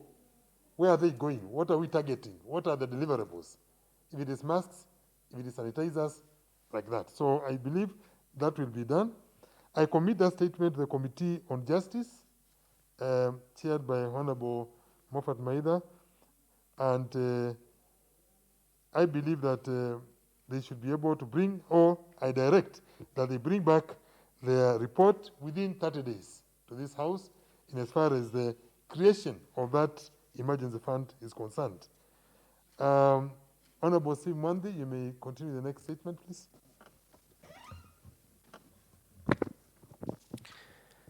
Thank you, Honorable Speaker. Again, my name is Stephen Mwandi, representing the great people of the Kalakale Katini ward. Honorable Speaker, on 5th November 2019, this Honorable House approved a joint committee report on environment, land, energy, and natural resources, and justice and legal affairs on human-wildlife conflict within the county. On the 17th day of December 2019, the clerk of the Assembly by a letter notified the following entities on the considerations and recommendation of the joint committee and resolution of the House. A. Cabinet Secretary, Minister of Tourism, National Government. B. Chairperson, Kenya National Commission on Human Rights. C. The County Secretary, County Government of Machakos. And D. Law Society of Kenya, LSK, Southeastern Branch. Honorable Speaker, pursuant to Standing Order number 41, Sabbatical 1, I wish to seek a statement on what county government is doing to ensure the House resolutions on human-wildlife conflict are implemented. And Honorable Speaker, as I see it, the Honorable Member for Masinga has already reported that today, this morning, an hippopotamus has attacked a residence of Masinga Central Ward.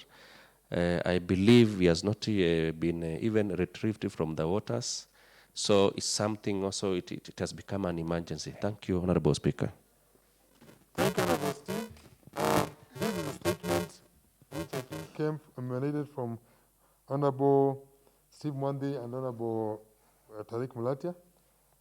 What I would like us to do, honorable members, is in view of time, I'm going to give comment to members who come from affected areas which have got human-animal conflict. What I mean by that is Honorable Peter Mutiso, for example, Machakos town, I wouldn't expect him to be having this is a town.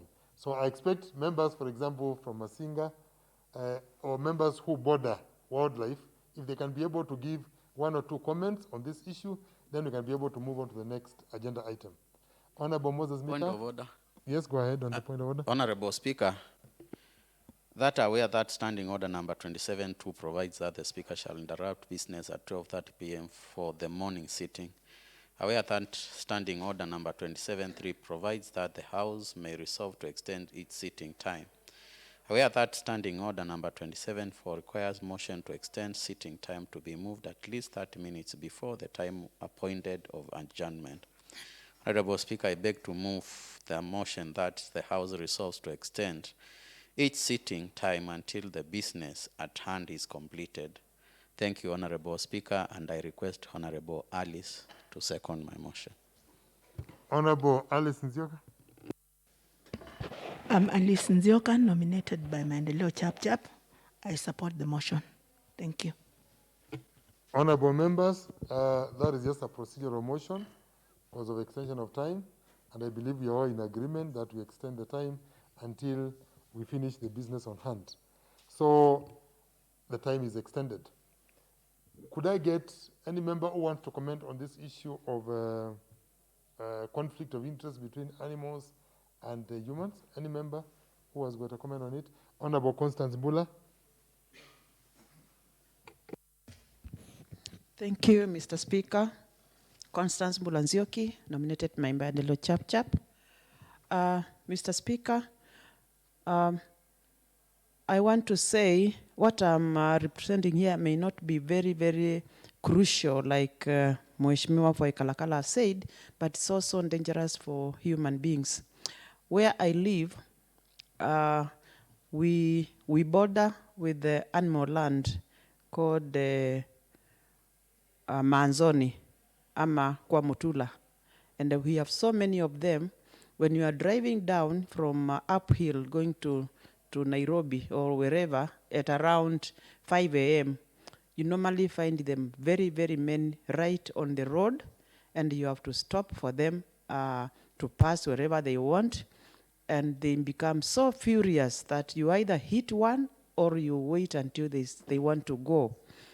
As you move on from Kwamutula to Manzoni area, they are even worse. They are hit every day by trucks driving to Nairobi or Mombasa. And people have been complaining, but yet no action has been taken.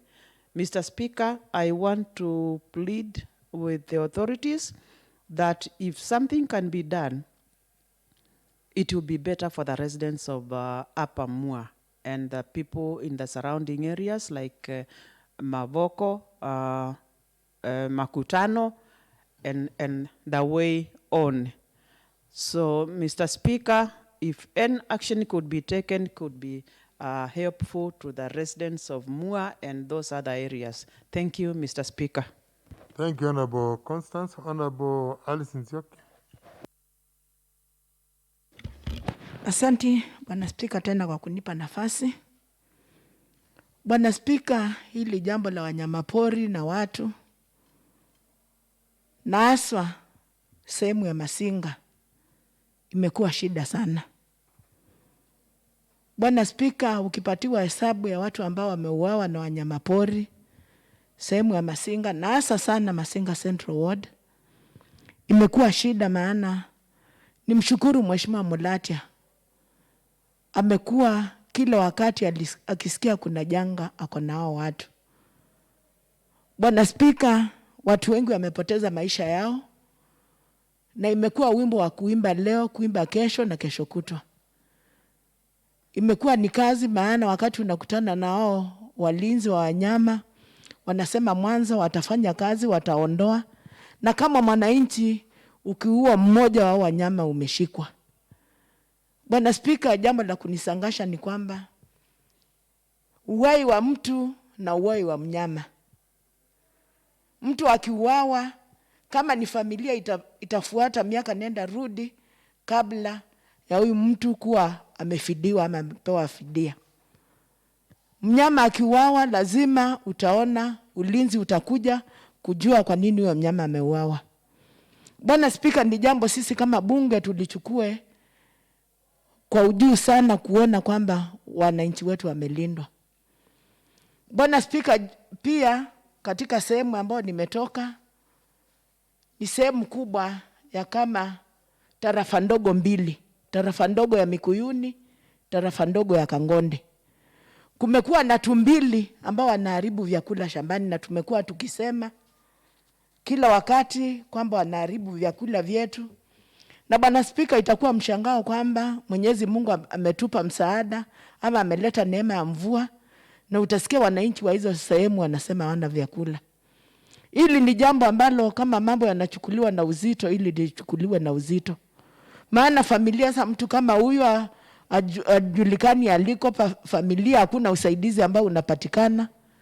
Nakumbuka ni mwezi uliopita, Mheshimiwa Mulati alikaa katika mto Tana karibu wiki mzima akitafuta mtoto ambaye alikuwa ameuawa na mamba. Na aliuawa, hata watu wenye wanalinda wanyama hawakusaidia, hakupatiana usaidizi wowote. Ikawa ni lazima Mheshimiwa Mulati ashughulike lile jambo ambalo litafanyika. Sisi kama bunge tunasema kwamba ili jambo la wanyama pori na watu liangaliwe na uzito. Maana mtu mmoja akiuawa ni hasara sana kwa nchi yetu. Kwa hivyo ni jambo ambalo sio nzuri, na hasa sehemu ya Masinga imeleta shida. Bwana Spika, nasema kwamba hilo ni jambo liangaliwe, na liangaliwe na haraka sana, maana watu wetu wanaumia. Asante sana. Honorable Francis. Thank you, Mr. Speaker, for giving me the chance to contribute on animal conflict and people. Mr. Speaker, as you are aware, it has become so hard for a brother to look after the other brother. Why am I saying this? In the beginning, it was said that we are from one family, which is Abraham, and our forefathers from the Bible, biblically, are from Abraham. But if you look at what is happening now, human life compared to animals' lives has become so much important than human. Why am I saying this? Budget allocations and money made to protect human life is not used for that purpose. It's being directed to other, maybe pockets of people,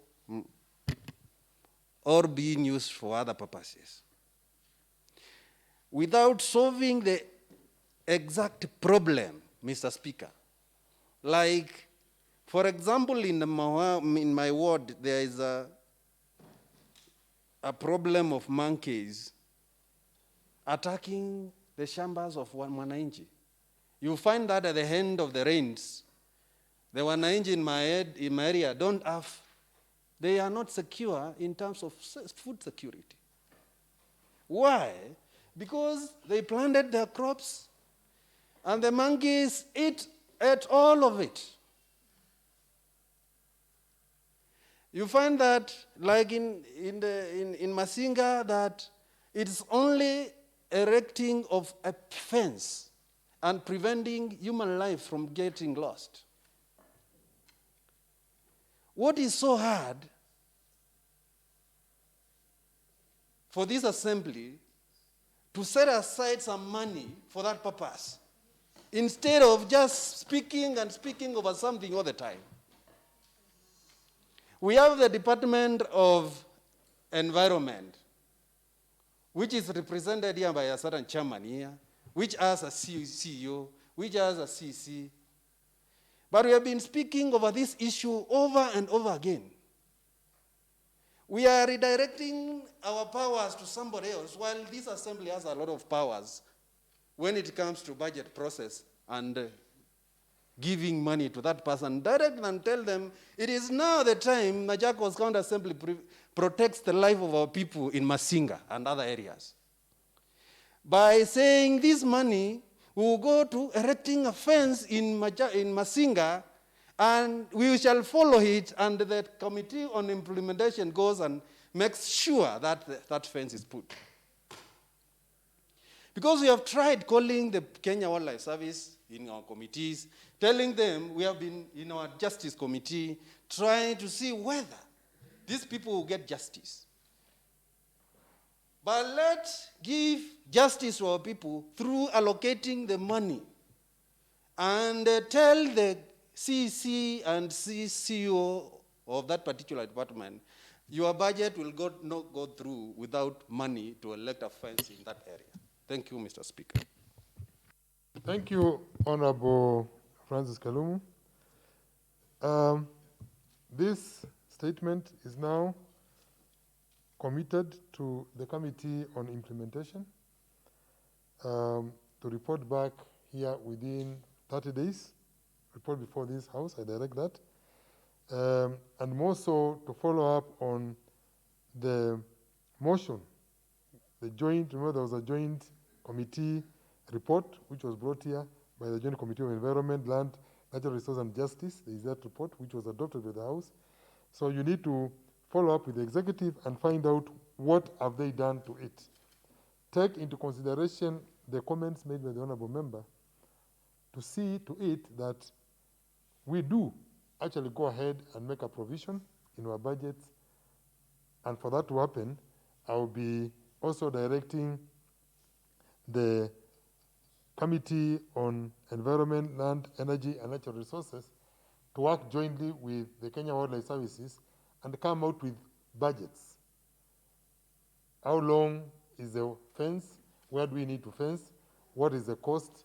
How much are we supposed to provide for? So that when we sit down in the budget committee and do allocations, we are allocating based on actuals or based on close estimates, BQs, which are close estimates to what the actual cost is going to be, for us to be able to get it effectively done. I thank you, honorable members, for that healthy discussion on the same. Mr. Clerk, you may proceed. Order number 8, motion. Honorable members, under this order number, we have one motion to be moved by Honorable Moses Mita, Chairperson, Agriculture and Cooperative Development Committee. Honorable Moses, you may go ahead. Thank you, Honorable Speaker.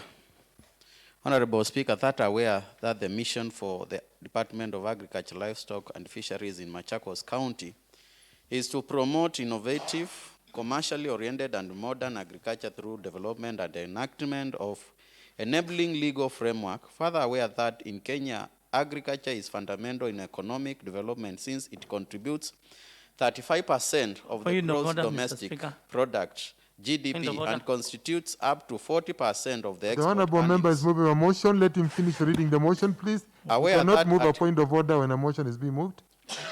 Aware that Article 183.3 of the Constitution of Kenya provides that the County Executive Committee shall provide the County Assembly with full and regular reports on matters relating to the county. Informed that, that in exercise of the functions vested on County Assembly in Article 185.3, the County Assembly through the Committee of Agriculture requested for the report on performance on budget for the first quarter of 2019-2020 financial year, which is the period between 1st July 2019 and 30th September 2019.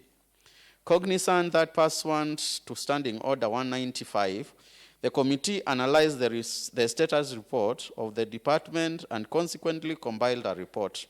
Honorable Speaker, I wish to move the motion that this Honorable House discusses and approves the report on the first quarter status report For the Department of Agriculture for the fiscal year 2019-2020, thank you, Honorable Speaker, and I request Honorable Rosina Kanini to second my motion. Thank you. Honorable Rosina Kanini.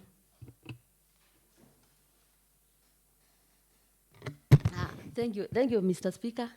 I'm Rosina Kanini, nominated by Wiper Party, and I stand to second the motion. Thank you, Mr. Speaker. Thank you, Honorable Rosina. Honorable Moses Mita, you may read the report.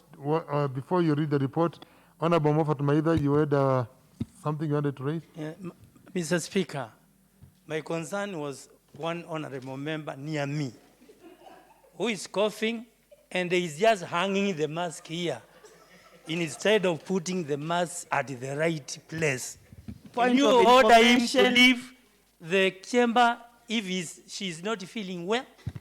Point of information, Mr. Just Speaker. a minute, honorable members. I think what the honorable member is saying, let us adhere to the set rules. Please let us keep our masks on at all times, unless you are doing something. Let's just adhere to ensuring that we have our masks on. It is critical. It's an issue which we need to be able to do. Honorable Constance, it's okay. What I'm saying is let's just keep the masks on. And Honorable Moses, you may continue with your report. Thank you, Honorable Speaker. I want to table a report of the Committee on Agriculture on first quarter status report fiscal year 2019-2020.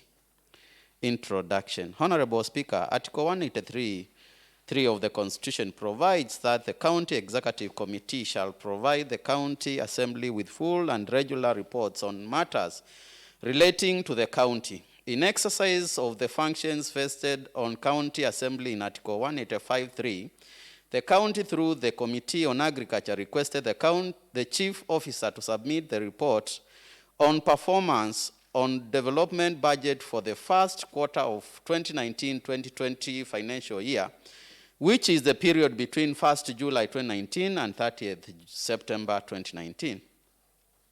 In the Machakos County budget for 2019-2020 financial year, the Department of Agriculture, Food Security and Cooperative Development was allocated a budget of Kenya shillings 385.45 million for recurrent and Kenya shillings 354.53 million for development.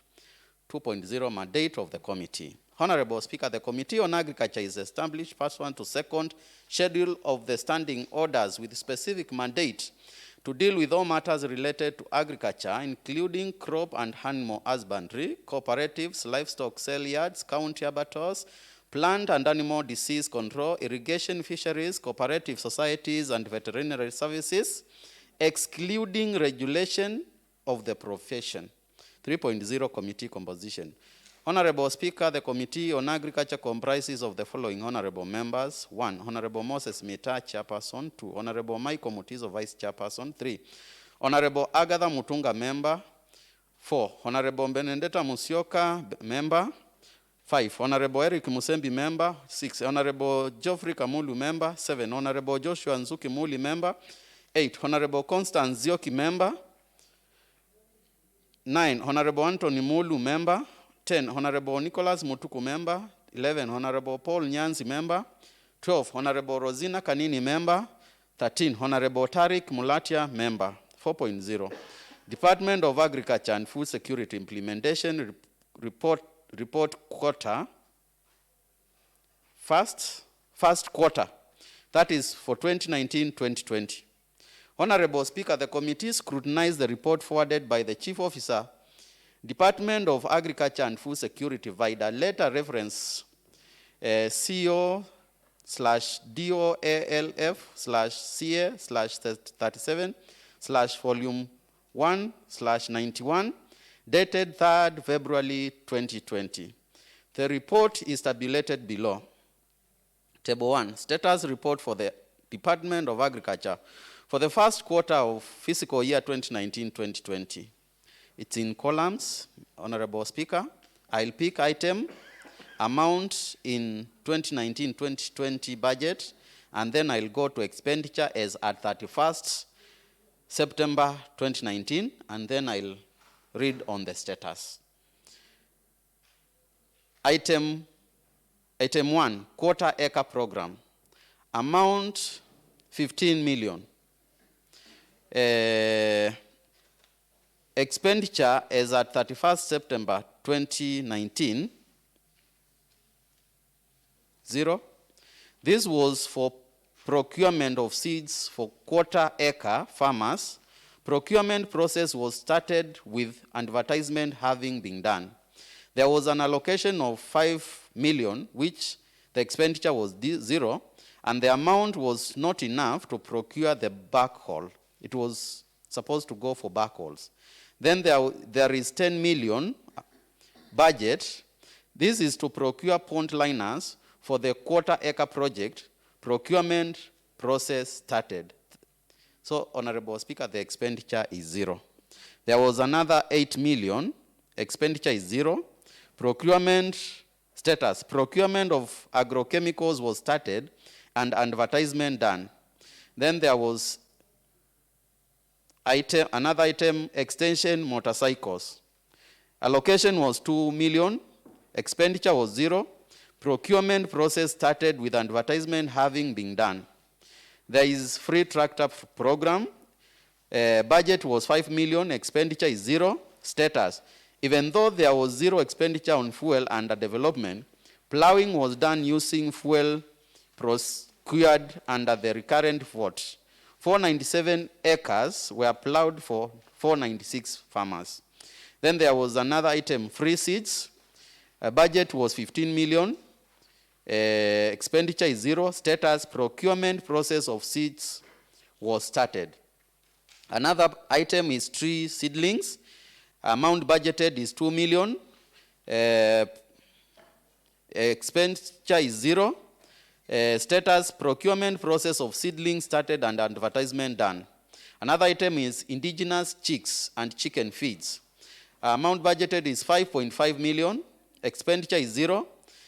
Status, even though there is 0 expenditure, 1899 chicks were distributed from the hatchery. Another item is free livestock vaccinations. Amount budgeted is 3 million. Expenditure is 0. Status, even though there was 0 expenditure, vaccination was carried using balance of vaccines procured from last year. A total of 32,703 animals were vaccinated against foot and mouth disease, lumpy skin disease, black quarter, rabies, and Newcastle disease. Contagious caprine pleural pneumonia and gumboro. There is another item, artificial insemination. Amount budgeted is 5 million. Expenditure is 0. Status, advertisement for the equipment was done. Another item is deeps construction / slaughter rehabilitation. Amount budgeted is 16 million. Expenditure is 0. Status, development of bill of quantities ongoing. Another item is aquaculture production. We had two sets, 600,000, which expenditure was 0. This is for procurement of feeds for the fish hatchery in Machakos, ATC, procurement ongoing. Then there was another allocation of 492,000. Expenditure is 0. It was for procurement of fingerings. Then there was another item, Kenya Cereal Enhancement Program, that is climate resilient and livelihood. Free chicks program, that it was under KSEP CRAL. Amount allocated or else budgeted was 82,600,000. Expenditure is 0. Status, selection and identification of farmers to benefit from the project was done. The beneficiary number of farmers benefiting from input package into bracket 2 crop model maize / beans and sorghum / green grams. The funding is managed at the project headquarters. Another item is Kenya Climate Smart Agriculture. We have 86,215,500. Expenditure is 0. Under status, 2 dams were advertised and for excavation in the period under review. There was also another allocation of 26,400,000, whereby expenditure is zero. Status proposed development for micro project development was done with total of 200 proposals developed. There was another item, smallholder irrigation and value addition project, CFAP. Amount allocated or else budgeted was 96,675,000. Expenditure is zero. Under status, hydrogeological survey done for 6 boreholes. The funding of the project is managed by national government, that is Ministry of Agriculture, Livestock, Fisheries and Cooperative Development. 5.0, observations on first quarter status report for fiscal year 2019-2020. Honorable Speaker, after analyzing the first quarter status report for the department, the committee observed the following. 1, that for the quarter acre program, the procurement process for seeds took a long time since by 30th September 2019, no expenditure had been incurred at any stage of the procurement process. This can be attributed to poor initial planning. 2, that the remark from the chief officer that the Kenya shilling 5 million allocated to purchase backhaul for all the 40 wards was not enough is unjustified. It is an indicator of poor budgeting. Again, the department had an option of purchasing backhauls amounting to Kenya shillings 5 million instead of just keeping the money unspent. 3, that for the amount of Kenya shillings 10 million budgeted for pod liners, no funds had been committed by the end of the first quarter of the financial year. This is delay of service to the residents of Machakos. 4, the amount of Kenya shillings 8 million budgeted for agrochemicals, no funds had been committed by the end of quarter of the financial year. This is unjustified delay of service to residents of Machakos. 5, the project of purchase of motorcycles for extension work, targeting 16 wards at estimated cost of Kenya shillings 2 million, no funds had been committed by the end of first quarter. 6, that the free tractor program was funded under recurrent expenditure to plow 497 acres of land, but the chief officer did not disclose how much money under recurrent vote was spent on tractor fuel. 7, indigenous chicks and chicken feed. Chicks were distributed from hatchery at the ATC to Masi, Kangundo Central, Tala, and Upper Kiowa wards only. 8, that Kenya shillings 5 million had been budgeted for artificial insemination. However, the report indicates that the product is yet to be delivered. This is an indicator of weakness in the supply chain process. 9, Deep's construction / rehabilitation of slaughterhouse. The report indicates that the amount budgeted for the whole year was Kenya shillings 16 million. However, the project had not begun by the end of the first quarter in the targeted 8 wards. 6.0, response from the chief officer on issues raised by the committee. Honorable Speaker, on delay of procurement by the department, the chief officer responded that the department was formerly Department of Agriculture, Livestock and Fisheries Development and was sharing ministry with the Water Department. When the department was reorganized, the departmental codes from the National Treasury changed and it took very long time for them to give codes to the department. The department used IFMIS and e-procurement in its procurement process. Therefore, it could not be able to log in and start procurement process. IFMIS was down up to August/September, and that complicated the process. On backhaul, it is reported that the amount of Kenya shillings 5 million was not enough to purchase backhauls for all the 40 wards. In the case of pond liners, the amount budgeted for was Kenya shillings 10 million, but no funds had been committed by the end of the first quarter. The reason given was that there was delay caused by late mapping of the department by the National Treasury in e-procurement and IFMIS. For agrochemicals, an amount budgeted was Kenya shillings 8 million, but no fund had been committed by end of first quarter. Just like the above, the reason was given, delay caused by mapping of the department for IFMIS and e-procurement by the National Treasury. On extension motorcycles, the project targeted 16 wards and was estimated to cost Kenya shillings 2 million. However, no funds had been committed by the end of first quarter. Later, the chief officer confirmed that by October the following month, 13 motorbikes were purchased and released for use. On the free tractor program, the project was funded under recurrent expenditure, and the actual amount of fuel spent for plowing 497 acres costs Kenya shillings 686,400. It was also stated that during off-season, the plant operators for the tractors are deployed to ATC and shore ground to assist in field operations. On DIP's construction/rehabilitation of slaughterhouses, the report indicates that the amount budgeted for whole fiscal year was Kenya shillings 16 million. However, the project had not begun by end of first quarter in the targeted 8 wards. The chief officer argued that although the department had budgeted for DIPs, it was later found out that DIPs were not in the CIDP and therefore could not be undertaken.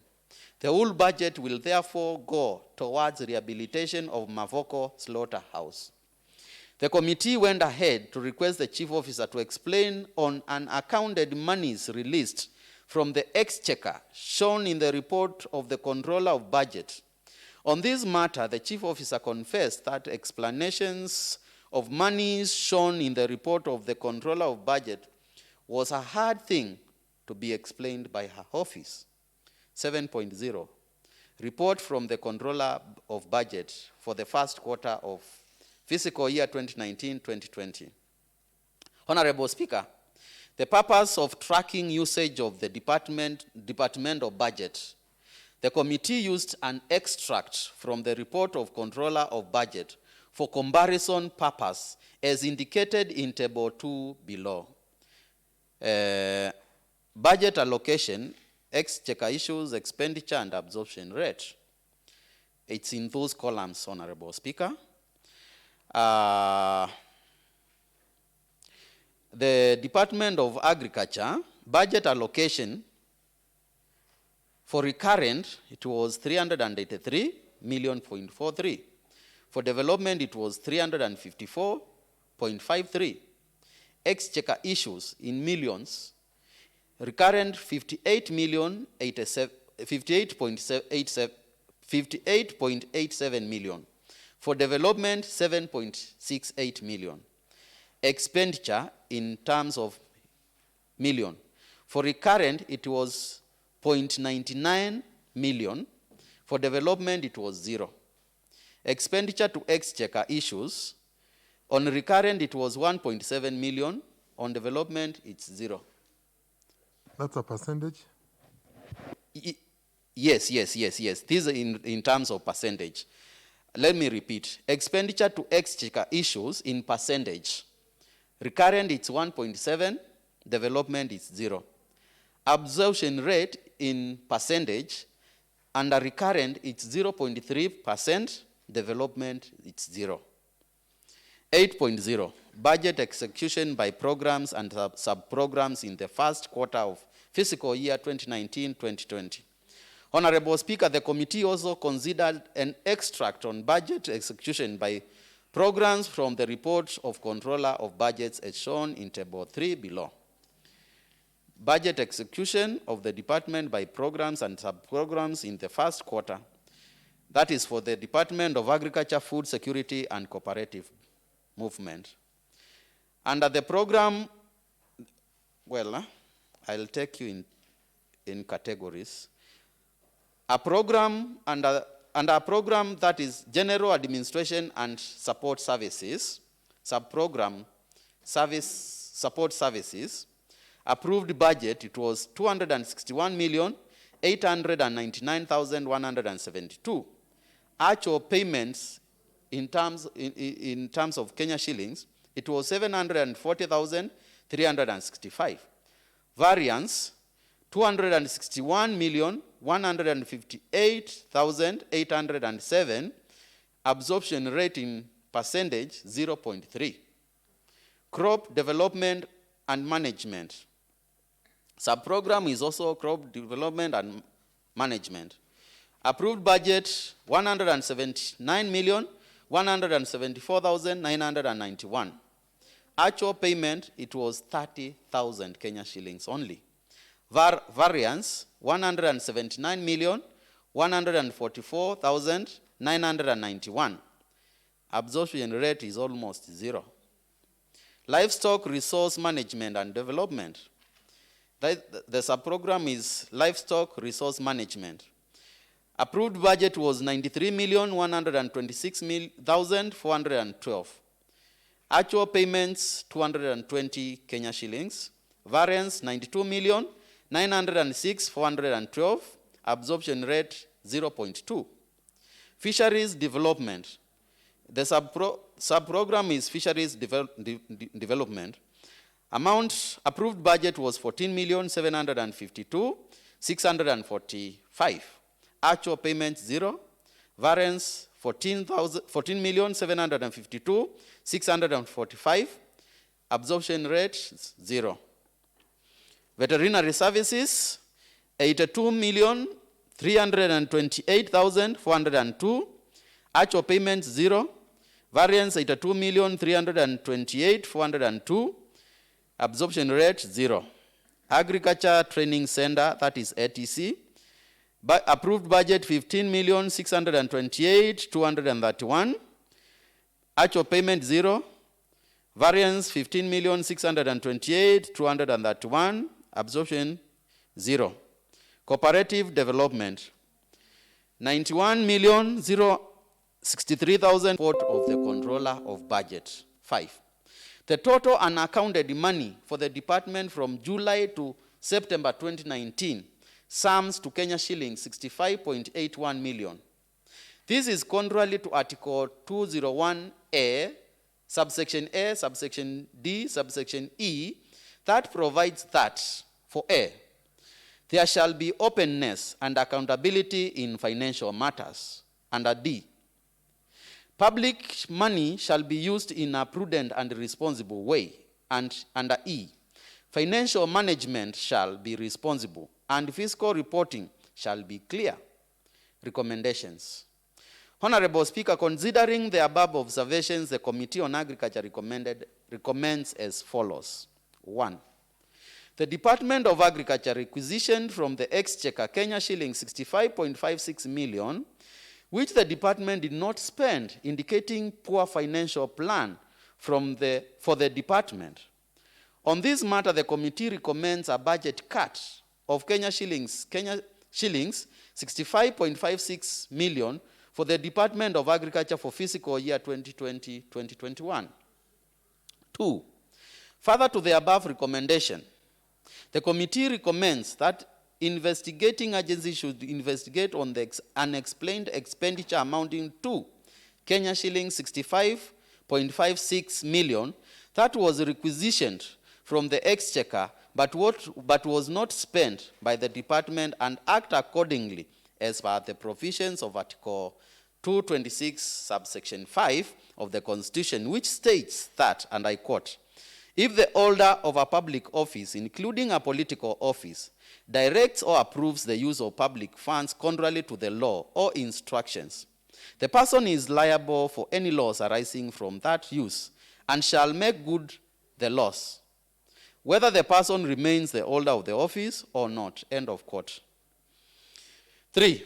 The report of the Control of Budget, Table 3, indicates that a sum of Kenya shillings 250,000 was spent on crop development and livestock resource management, respectively, whereas the status report for the department, Table 1, contradicts that no expenditure was done on crop and livestock-related projects. On this matter, the committee recommends that investigating agencies should investigate on where the Kenya shillings 250,000 was spent and act accordingly as per the law.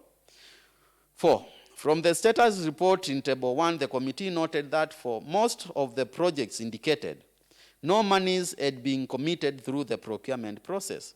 The committee recommends that in the next financial year, the department should commit the budgeted funds, early awaiting for release of funds from the exchequer. This will ensure timely payments, hence timely service delivery during the first quarter of every financial year. Conclusion.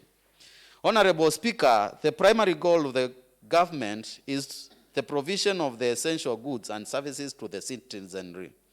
The government is held accountable by the citizenry on allocation, custody, and use of the state resources through the budget. These functions should be performed in accordance with the established rules, policies, and practices contained in the government financial regulations.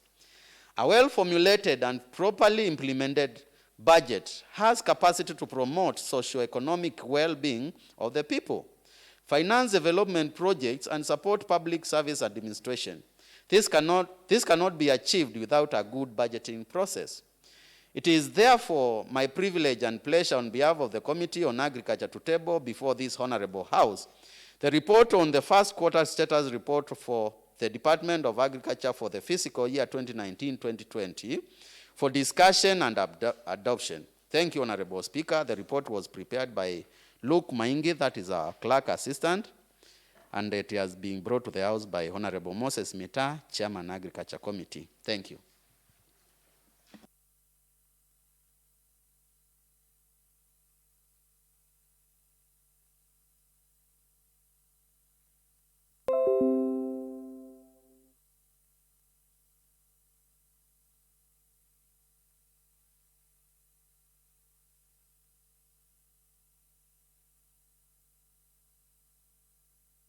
Honorable members may debate on the motion. Honorable Frederick Mudoka. Thank you, Mr. Speaker. I'm Fred Mudoka, Mitaboni Ward, representing the people of Mitaboni Ward. I want to thank this Committee of Agriculture for laying down just a report which is black and white. This is a very big joke. What even now we have been talking about the emergency funds here. Imagine, Mr. Speaker, on page 6, the committee went ahead to request the chief officer to explain on the accounted monies released by Exchequer shown in the report of control of budgets. On this matter,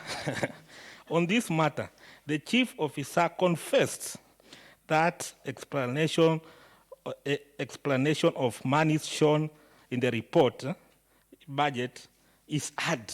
It's a hard thing for her to explain. You are the accounting officer. You are the one who is in charge of this money. And you come here tell us it's hard for you. It's hard for you. This is somebody who should be at home. I'm telling you, this house should take it seriously. Someone are here and account for this money immediately. I also support all the recommendations. Imagine you have you have taken around 65 million. 57 million nowhere to be seen. This money cannot be accounted for. In short, this is a big joke. This is a department, even next financial year, we have to cut its budget. Because it means, even if you give them money, the other time when we were plowing, they were saying no fuel, no fuel. They just plow in Mitaboni Ward like 7 farmers, and they went.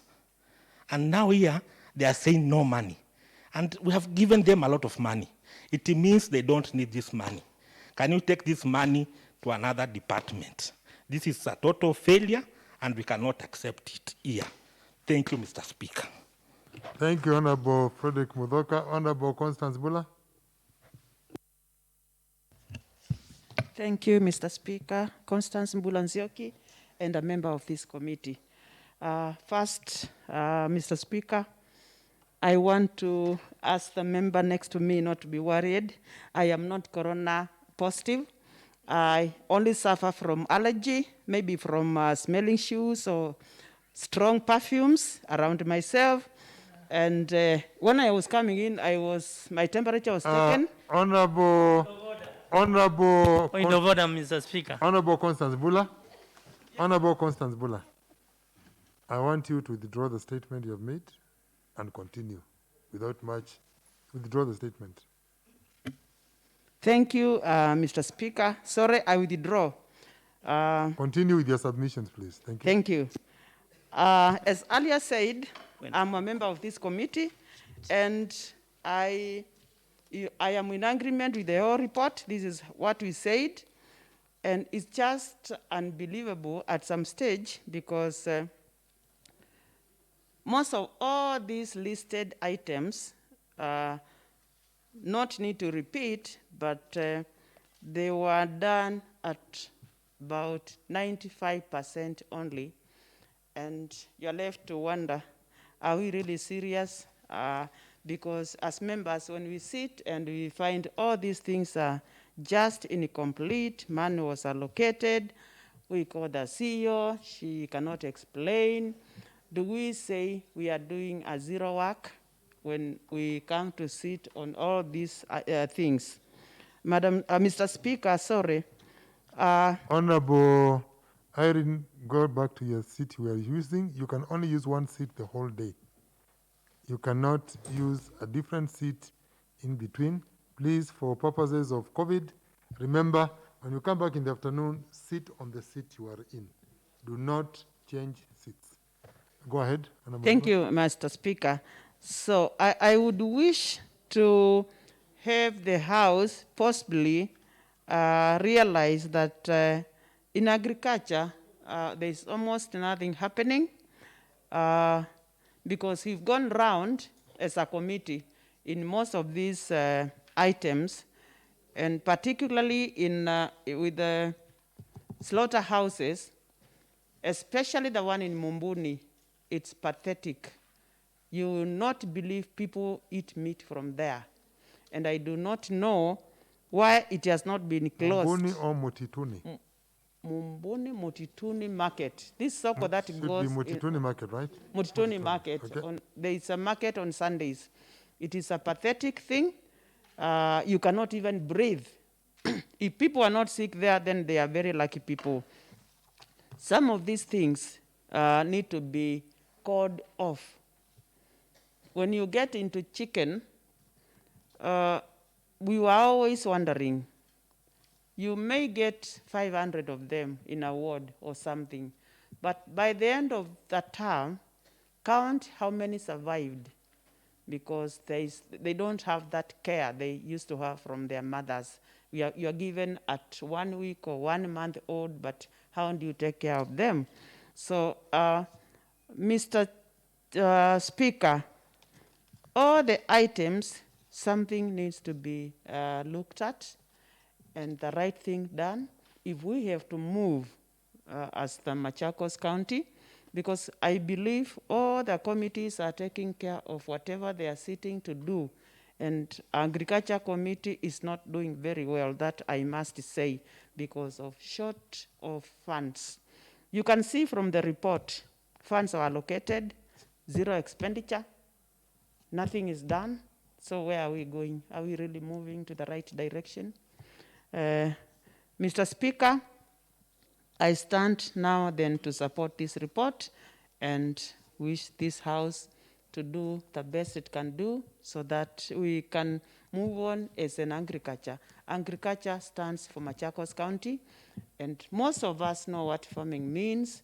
Most of us know what we get from those farms because they keep us going. We have food and we sell food to get school fees for our children. And so if nothing is moving really sincerely, we are not doing something to sustain ourselves. Thank you, Mr. Speaker. Thank you. Honorable Winfred Mutwa.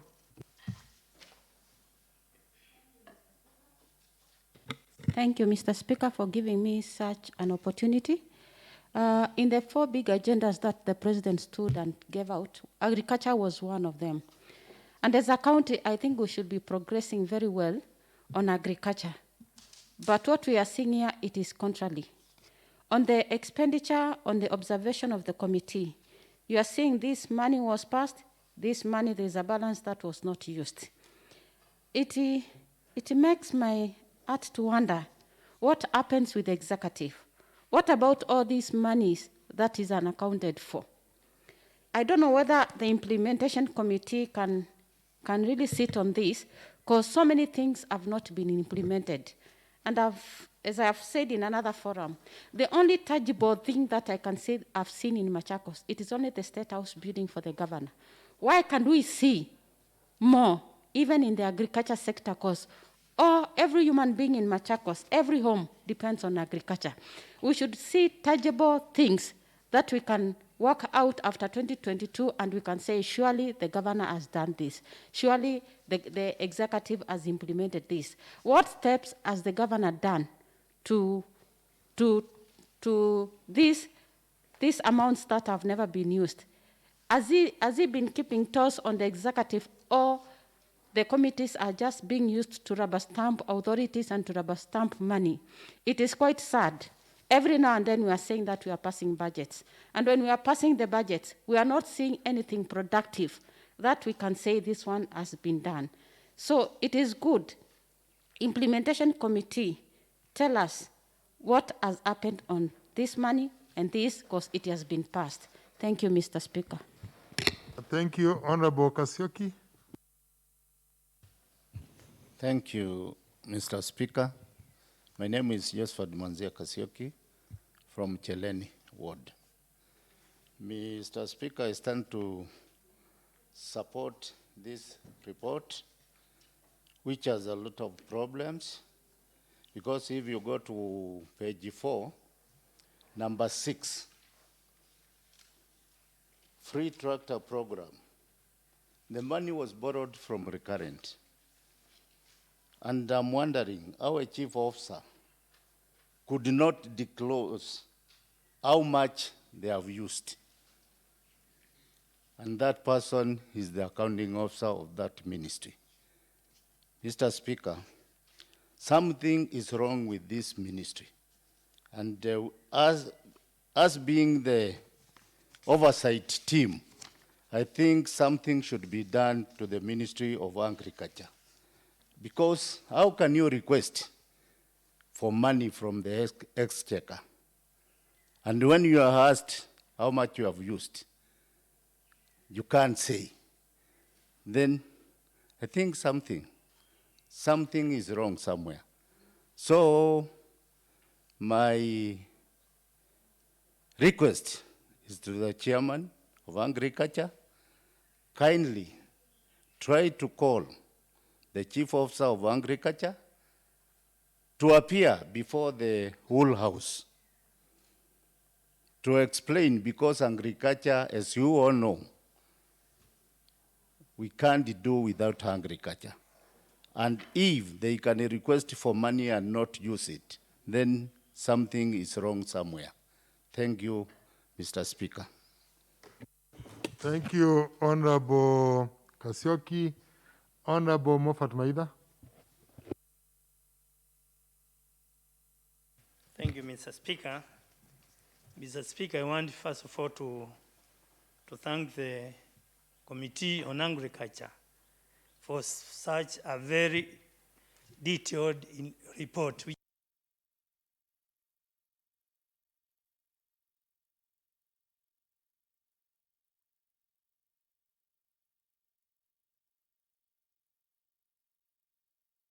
That was out of malice and ignorance.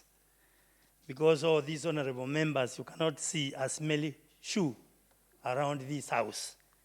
It is only us, possibly, which are smelly. Honorable Member, Honorable Speaker. Honorable Moffat Maida, I would like you to withdraw that statement, because she had already withdrawn her statement. So withdraw your statement, please. It was a bad statement, first of all. Please withdraw your statement. Respect, I withdraw it.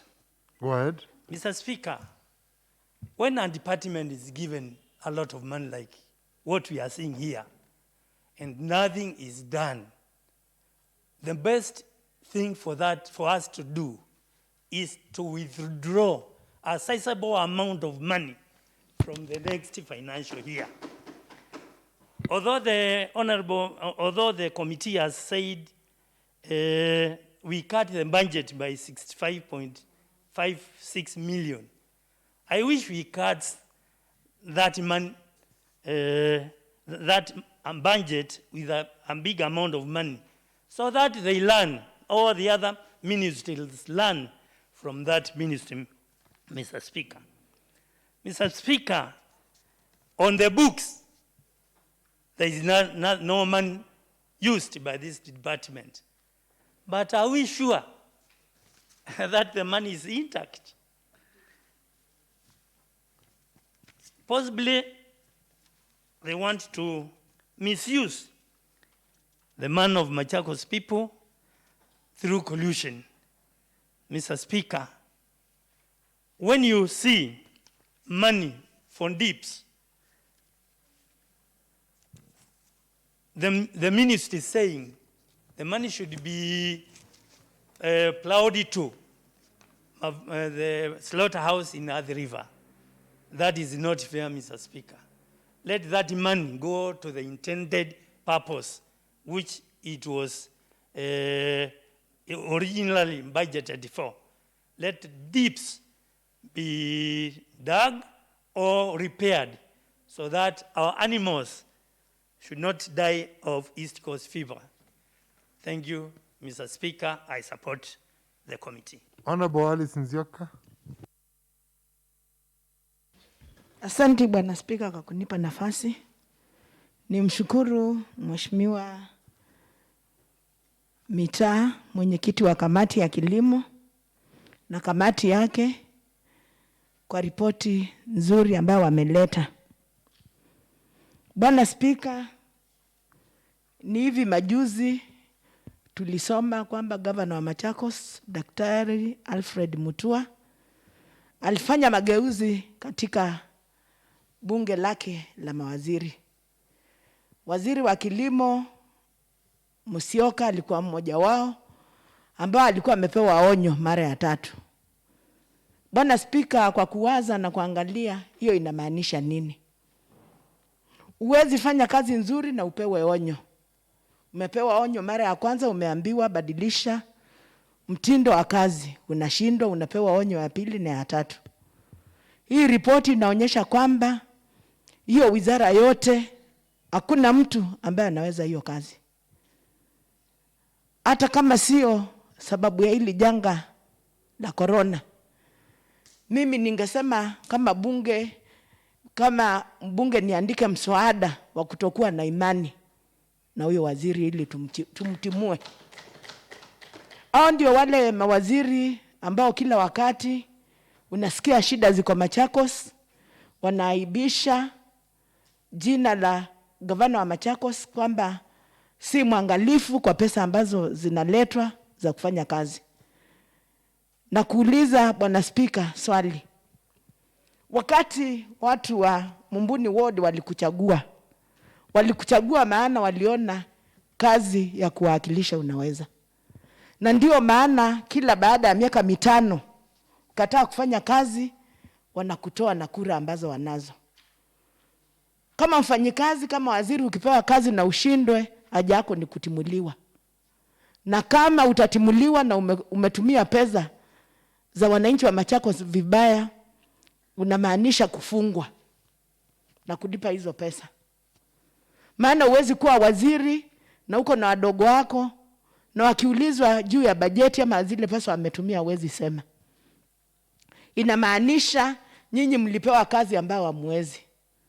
Mimi ningeuliza gavana wa Machakos, Daktari Alfred Mutua, watu kama hao angekuwa kitambo amewafuta kazi na kuwashtaki, ili wale wengine wafuate laini ama wafanye kazi kwa wananchi wa Machakos vilivyo. Kwa hivyo mimi nasema mtu kama huyo ambaye hawezi kazi, sisi kama bunge tuwe na hoja ya kutokuwa na imani naye na kumfuta kazi. Hiyo tu ndio itafanya wale wengine pia wafanye kazi vilivyo. Asante. Thank you very much, Honorable Alice. Honorable Irene Bivia. Thank you, Mr. Speaker. My name is Honorable Irene Bivia, especially elect Jubilee Party. I'd wish to commend the chairman of Agriculture and the members for the good report presented in this house. Mr. Speaker, I would recommend, they've given good recommendations here, and I would wish that the same should be followed to the latter, because this is 65 million. It's not little money that has been mismanaged, and no report has been given to how the money was used. And according to this report anyway, it wasn't utilized. So I would recommend that proper audit should be done to this department, because this is the much we can see now. Maybe we have much more money that has been mismanaged by this department. So I recommend that proper audit should be done from this department so that we may be able to know the ongoings of the monies that has been given to this department. Otherwise, thank you for the good work and the good report that has been given by this committee. Thank you, Mr. Speaker. Thank you, Honorable Member from Dalani.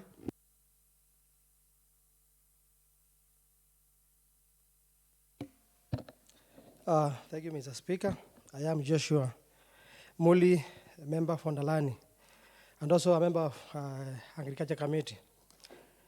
First, I want to thank the chairman, Honorable Mita, and also members of that committee for such a good work.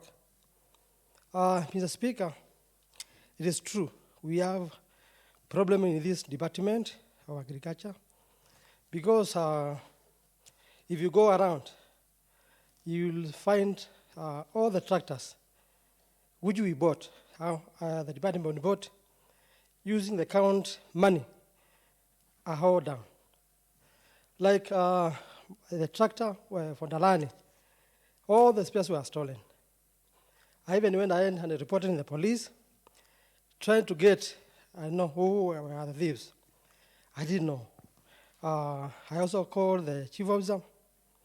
I told the department, what was happening in the ground. Nothing was happening.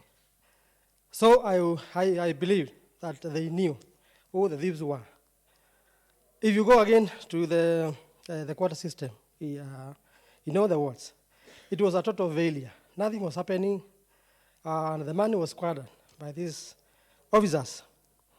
I even went to see what was happening in terms of the greenhouses. Whatever they bought were fake. They could not last even a year. So the money was also squandered, and it was a total failure in that department. Let's say all what was done in this department was total failure. And I was supporting my friend, Honorable Maida, that we should call all these officers here in this assembly. We try to get deep what really happened. Because there are so many things which might be happening. We know a few, but there are so many things which are there, which we don't know at the moment. We call them here in this full house committee. Then we try to see what's happening.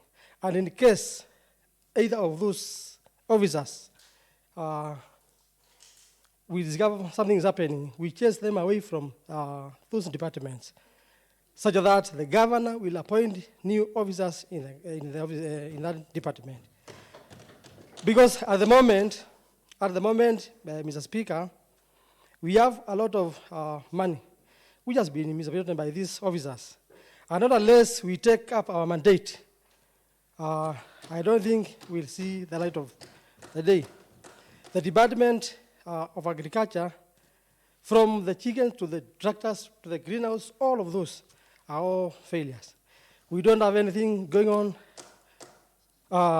and it's our work to see what to do about these officers. Thank you, Mr. Speaker.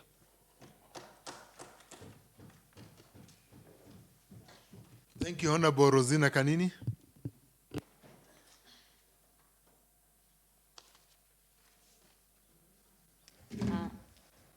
Thank you, Mr. Speaker. I'm Rosina Kanini, nominated by Wiper Party, and I'm a member of this committee. Mr. Speaker, agriculture, you'll agree with me that agriculture is the backbone of every economy. And when we get such feedbacks from accounting officers, Mr. Speaker, it's very worrying.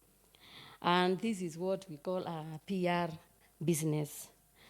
Going to the issue of DIPs, Mr. Speaker, when we conducted some site visits to the already existing DIPs, Mr. Speaker, they were very pathetic. And when we see some 16 million, and the chief officer claims that the DIPs were not in the CNDP, if she was wise enough, she could have used some of the allocation of the 16 million to indulge innovation of the existing DIPs. So I think she should be summoned, and as the other members have said, she should be shown a red card. Thank you, Mr. Speaker. Thank you, honorable members, for that very robust debate on this issue. Mr. Speaker, honorable members, I now call Honorable Moses Mita, who has moved this motion and read the report, to respond before we move ahead. Honorable Moses. Thank you. Thank you, Honorable Speaker, for this opportunity you have granted me. I want to take the opportunity also to thank my honorable colleagues for their contributions towards the report, Honorable Speaker. The report is in black and white, Honorable Speaker, and it's very important that I request my colleagues that we work without fear or expecting some repercussions, Honorable Speaker, because the worst repercussions we can get is from our electorate, and we can only get that if we fail to deliver. We are here to oversight and ensure that there is prudent utilization of public resources, Honorable Speaker. Yes, in my contributions last week, Honorable Speaker, I actually said our main problem as a county government, let me be specific now, let me get out of the department, is that we are not smart, Honorable Speaker. We are not specific. We are doing projects without measures. We are not time-bound. We have that problem, Honorable Speaker. How I wish our departments would focus on few projects which has impact, which can easily be followed in terms of how they are being implemented on the issues of budget. But the challenge we are having, and even those departments, the challenge they are having, they want to have this project, they want to have this project, they want to have this project, and you see, in the process, we fail to have impact, we fail to have even the issues to do with planning, and then we end up failing on what Honorable Alice has said. The problem is not the governor, because a chief officer is the accounting person. We have people who are doing planning in our departments. Let them pick what we can achieve. Let them pick what we can do within an annual financial year, because every project which is supposed to be undertaken has been budgeted for within a specific financial year. So let's not do things which will extend to another financial year. That sums up to failure in terms of planning. So, Honorable Speaker, the committee, I want to thank the honorable members who belong to that committee on agriculture. They have committed themselves, and they are out to see that, as Honorable Winnie said, this is part of the Big Four agenda. And if we fail, we have failed our people, Honorable Speaker. Agriculture is very key. And I always say empty stomach. You cannot even talk to someone who has empty stomach because he or she will never listen to you, even a small child. So I want to seek this house to assist us as a department, or as a committee, and ensure that there is success in this department. So, Honorable Speaker, I want to thank every member. I want to thank your office. I want to thank the office of the clerk for the good job they have done, for the assistance they have offered to this committee. I hope for the best from this department. Thank you, Honorable Speaker. Thank you very much, Honorable Moses Mita. I now put the question that this Honorable House discusses and approves the report on the first quarter status report for the Department of Agriculture for the financial year 2019-2020. As many as have their opinion say ayes. As many as have the contrary opinion say nay. The ayes have it.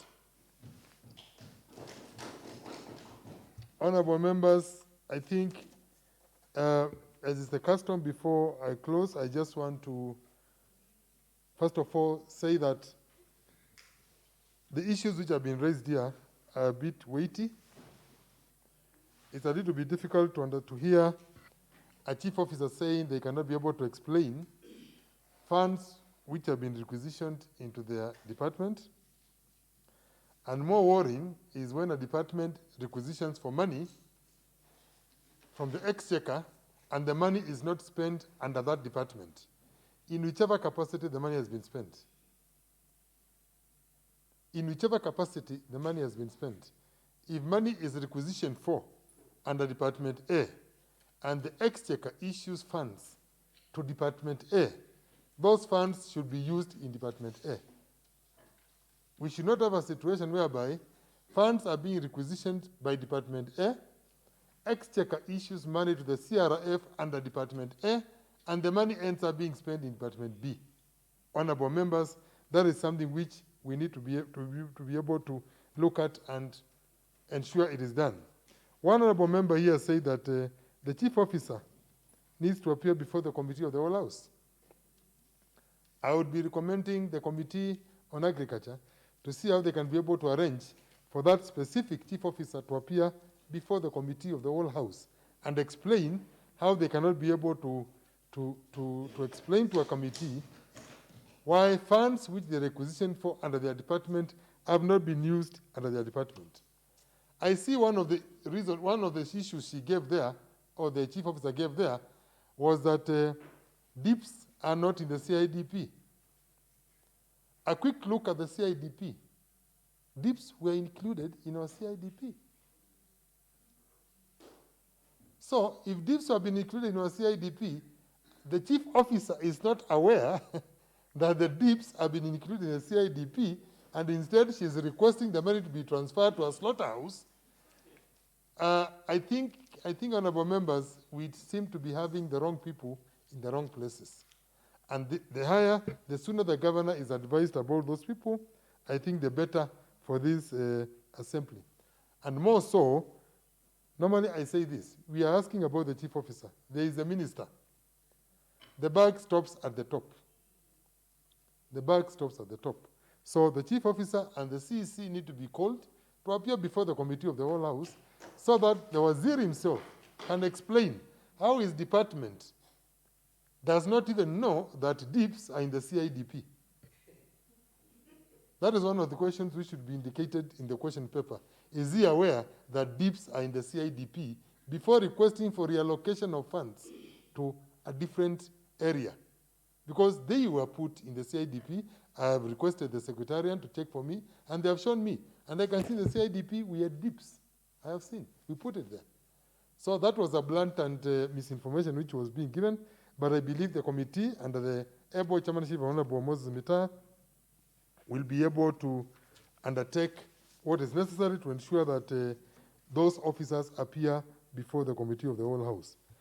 And with that, honorable members, this house is adjourned to Tuesday, the 5th day of May 2020 at 2:30 p.m.